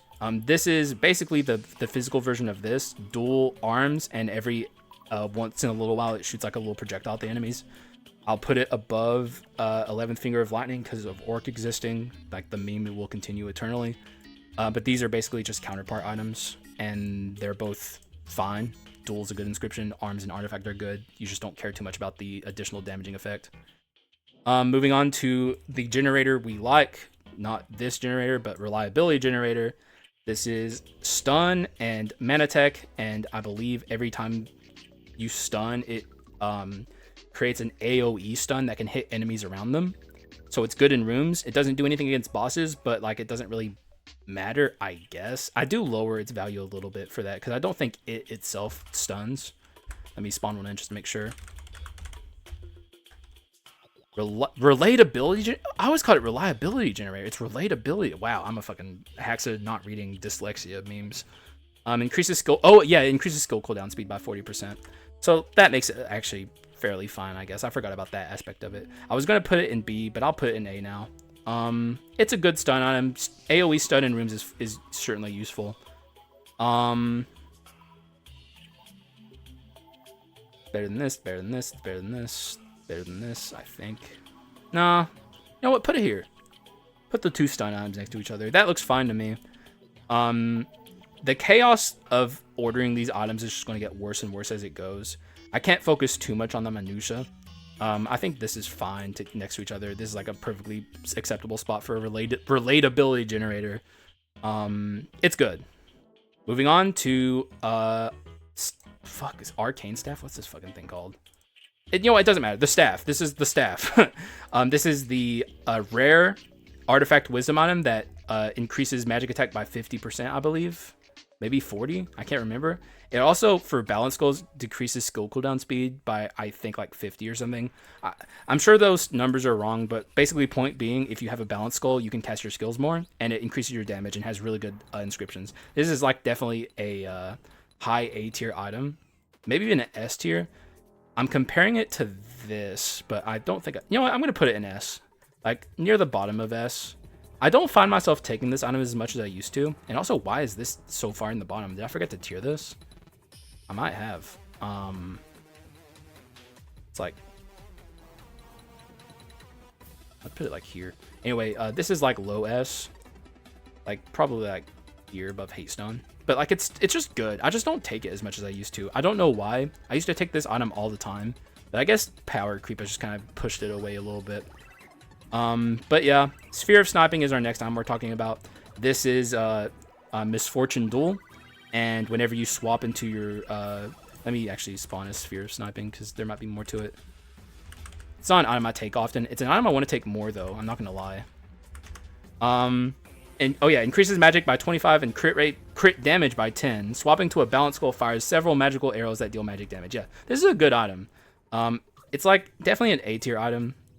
For now, since I'm kind of unfamiliar with it, this is like a pending position, obviously. Like, I think I'll put it here. I honestly think it's good. It's just something I don't take really ever, even though I should. But, like, the inscriptions are good. The effect is good. The stats it gives you are good. There's really no reason to complain with this item. I guess it's just the double balance skull requirement, because that's definitely how you want it. It's basically, you know what it is? It's kind of like the Giant's Axe for magic users, but, like, worse inscriptions and lower damage and stuff. But it's still good. Like, that's not an insult towards the item. This is Sphinx's Eye. It's a heritage and artifact item that it's like one of the only heritage items that directly scales your damage in the magic department. I want to make sure how much it gives you. Decreases trap damage by 75, which is a very bizarre effect, but it's actually an interesting and I guess somewhat useful effect. And increases magic attack by 35. So, like, if you step on the spikes in Act 2 and you have this, you take less than you normally would. Basically, is the gist of it. And other trap damaging effects as well. It's fine. I think it's, like, the epitome of a B-tier item. You don't really think about it too much. I don't think most people take it to the end of their runs. But it's not bad. I guess if you're desperate for artifact, it's, like, usable. Let's put it, like here. It's fine for it, I guess. It scales your damage, so what can you can't really complain too much about it. In fact, I'm going to put it here. Let's move on to Symbol of Toughness, which recently got buffed, kind of.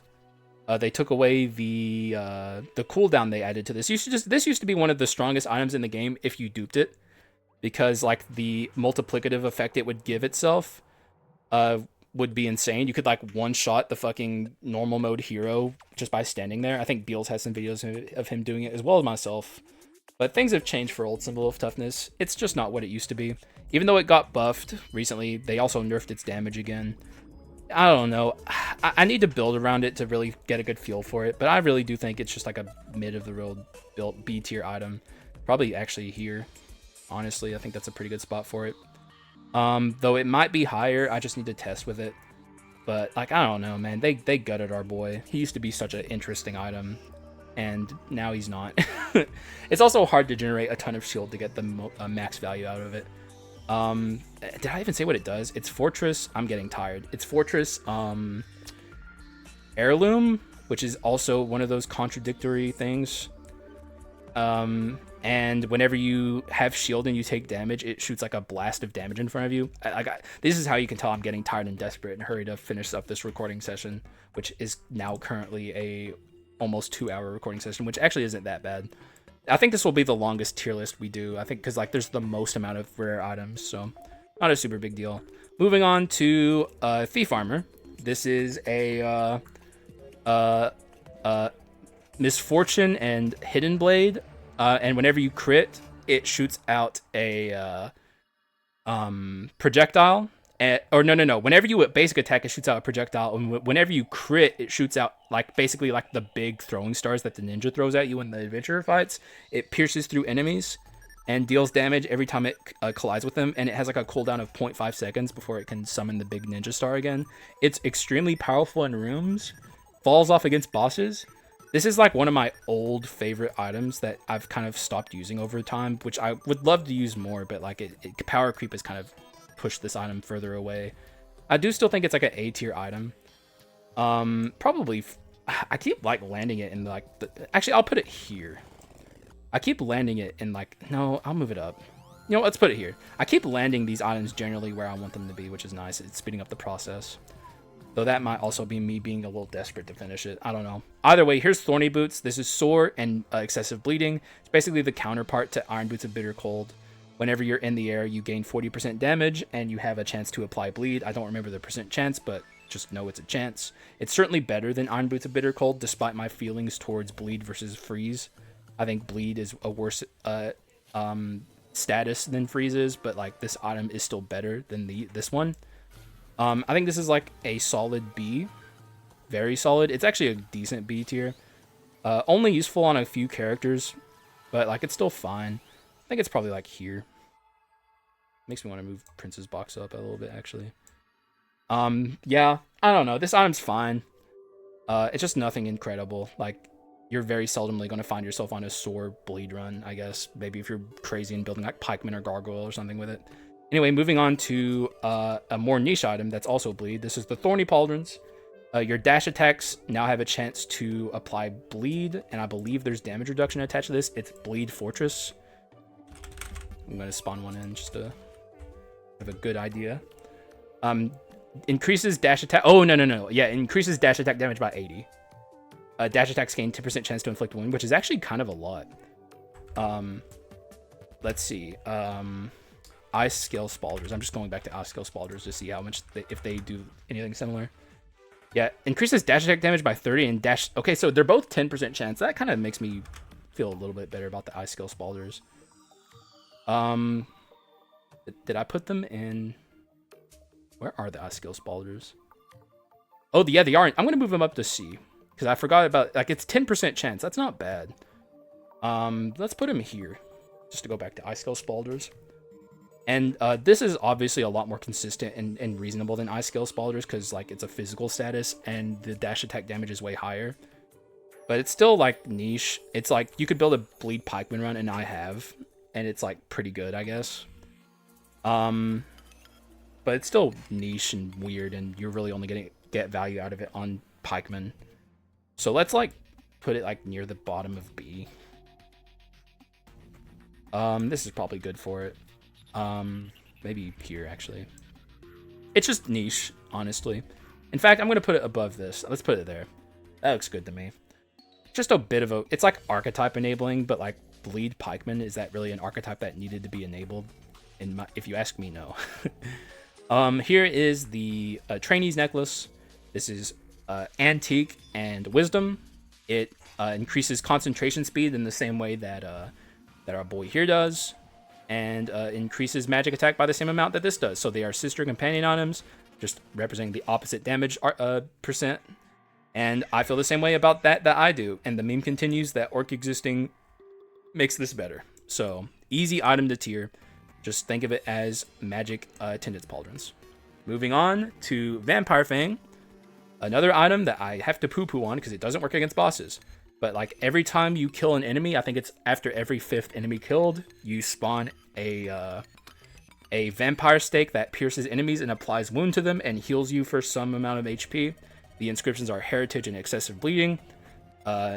Immediately poop tier because it doesn't work against bosses. And it's probably honestly perfectly tiered right where it sits. Because bleed is worse than arson. This also doesn't work against bosses except for the magic percent that it gives you. And this doesn't even have that, so Moving on to the noob item to end all noob items. This is the most new player friendly item in the game, maybe even still to this day. This is the Warrior's Pauldrons, I think.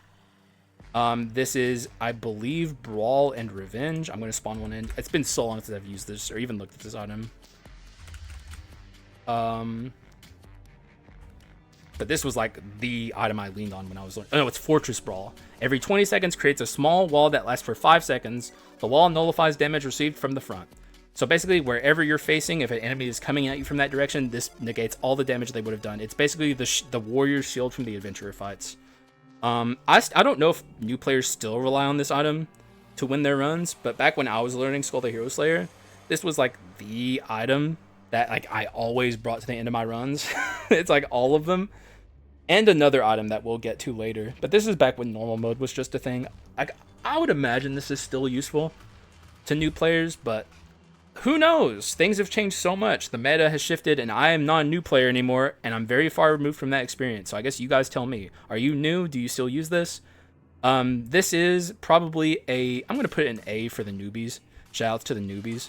But I'm going to put it at the bottom of A because like my experience is so far removed from this, it's kind of hard for me to tier it. I'm just going based off of what my experience was back in the day. Definitely useful for struggling players back in the day. Hard to say anymore if that's true. Either way, the inscriptions are fine. Fortress isn't, but Brawl is fine. Not that this is a good Brawl item. It's a pretty crappy Brawl item. And the text effect is everything about this item. So, I don't know. I'd even be tempted to put like an untiered thing down here. But like, I don't know. I'm not going to. This is probably fine for it. Moving on to probably the only damage-dealing rare chase item that I really just don't like. This is Windmail.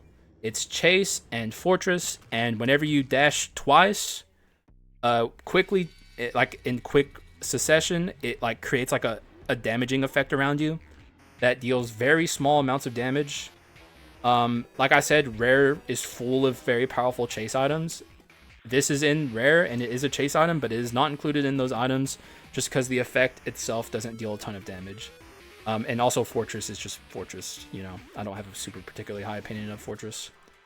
Sadly, I just can't really rate this item very highly. I think it's probably like here, maybe here. It's just, I don't even be tempted to put it in C, but like I guess you could still technically use this item. It just doesn't deal a lot of damage. I don't know. You can do so much better. If you're trying to build chase and you see this item, I would just recommend not taking it. Which actually, you know what? If I'm saying that, I'm just going to put it at the top of C. I don't know. I really don't see much use case for it. You can do so much better. Like, so many fucking items are so much better. Just avoid it. I don't know. That's really all I have to say about it. And here's the final item of this video. Thank God. This is, but I'm also going to have to go through this again tomorrow, so I don't know why I'm so fucking happy. But I think tomorrow's will be a little easier. This is the Sylphid Wing Spirit. I think that's basically what it's called. This is the Rapidity Fairy Tale Spirit, similar to the Gnome here. They're both just enablers for Fairy Tale. Both of these are fairly mediocre, so much so that I think I can literally just leave it here and be okay with it. This is Rapidity and Fairy Tale. I think I said that. It doesn't increase your attack speed or anything, which is kind of weird. It's just like, you also don't really care. Like, when are you going to ever have Rapidity on a Fairy Tale run, right? Like, almost never. It's like irrelevant because the Oberon's doing all the work. So, honestly, these are like so interchangeable. I have very little opinion on both of these characters. Or items, I should say. They're both just like there. They're like fairies that you can put on your Fairy Tale run to make your other spirits attack faster. That's really all I can say about them. Both are mediocre, but this one just wins out because I guess I like Rapidity more. That's really it. And yeah, that's it. That's the rares and the commons tiered. This is our tier list so far. There's already so much on it that you can't even see the full thing in full view. But let's like do a slow scroll. There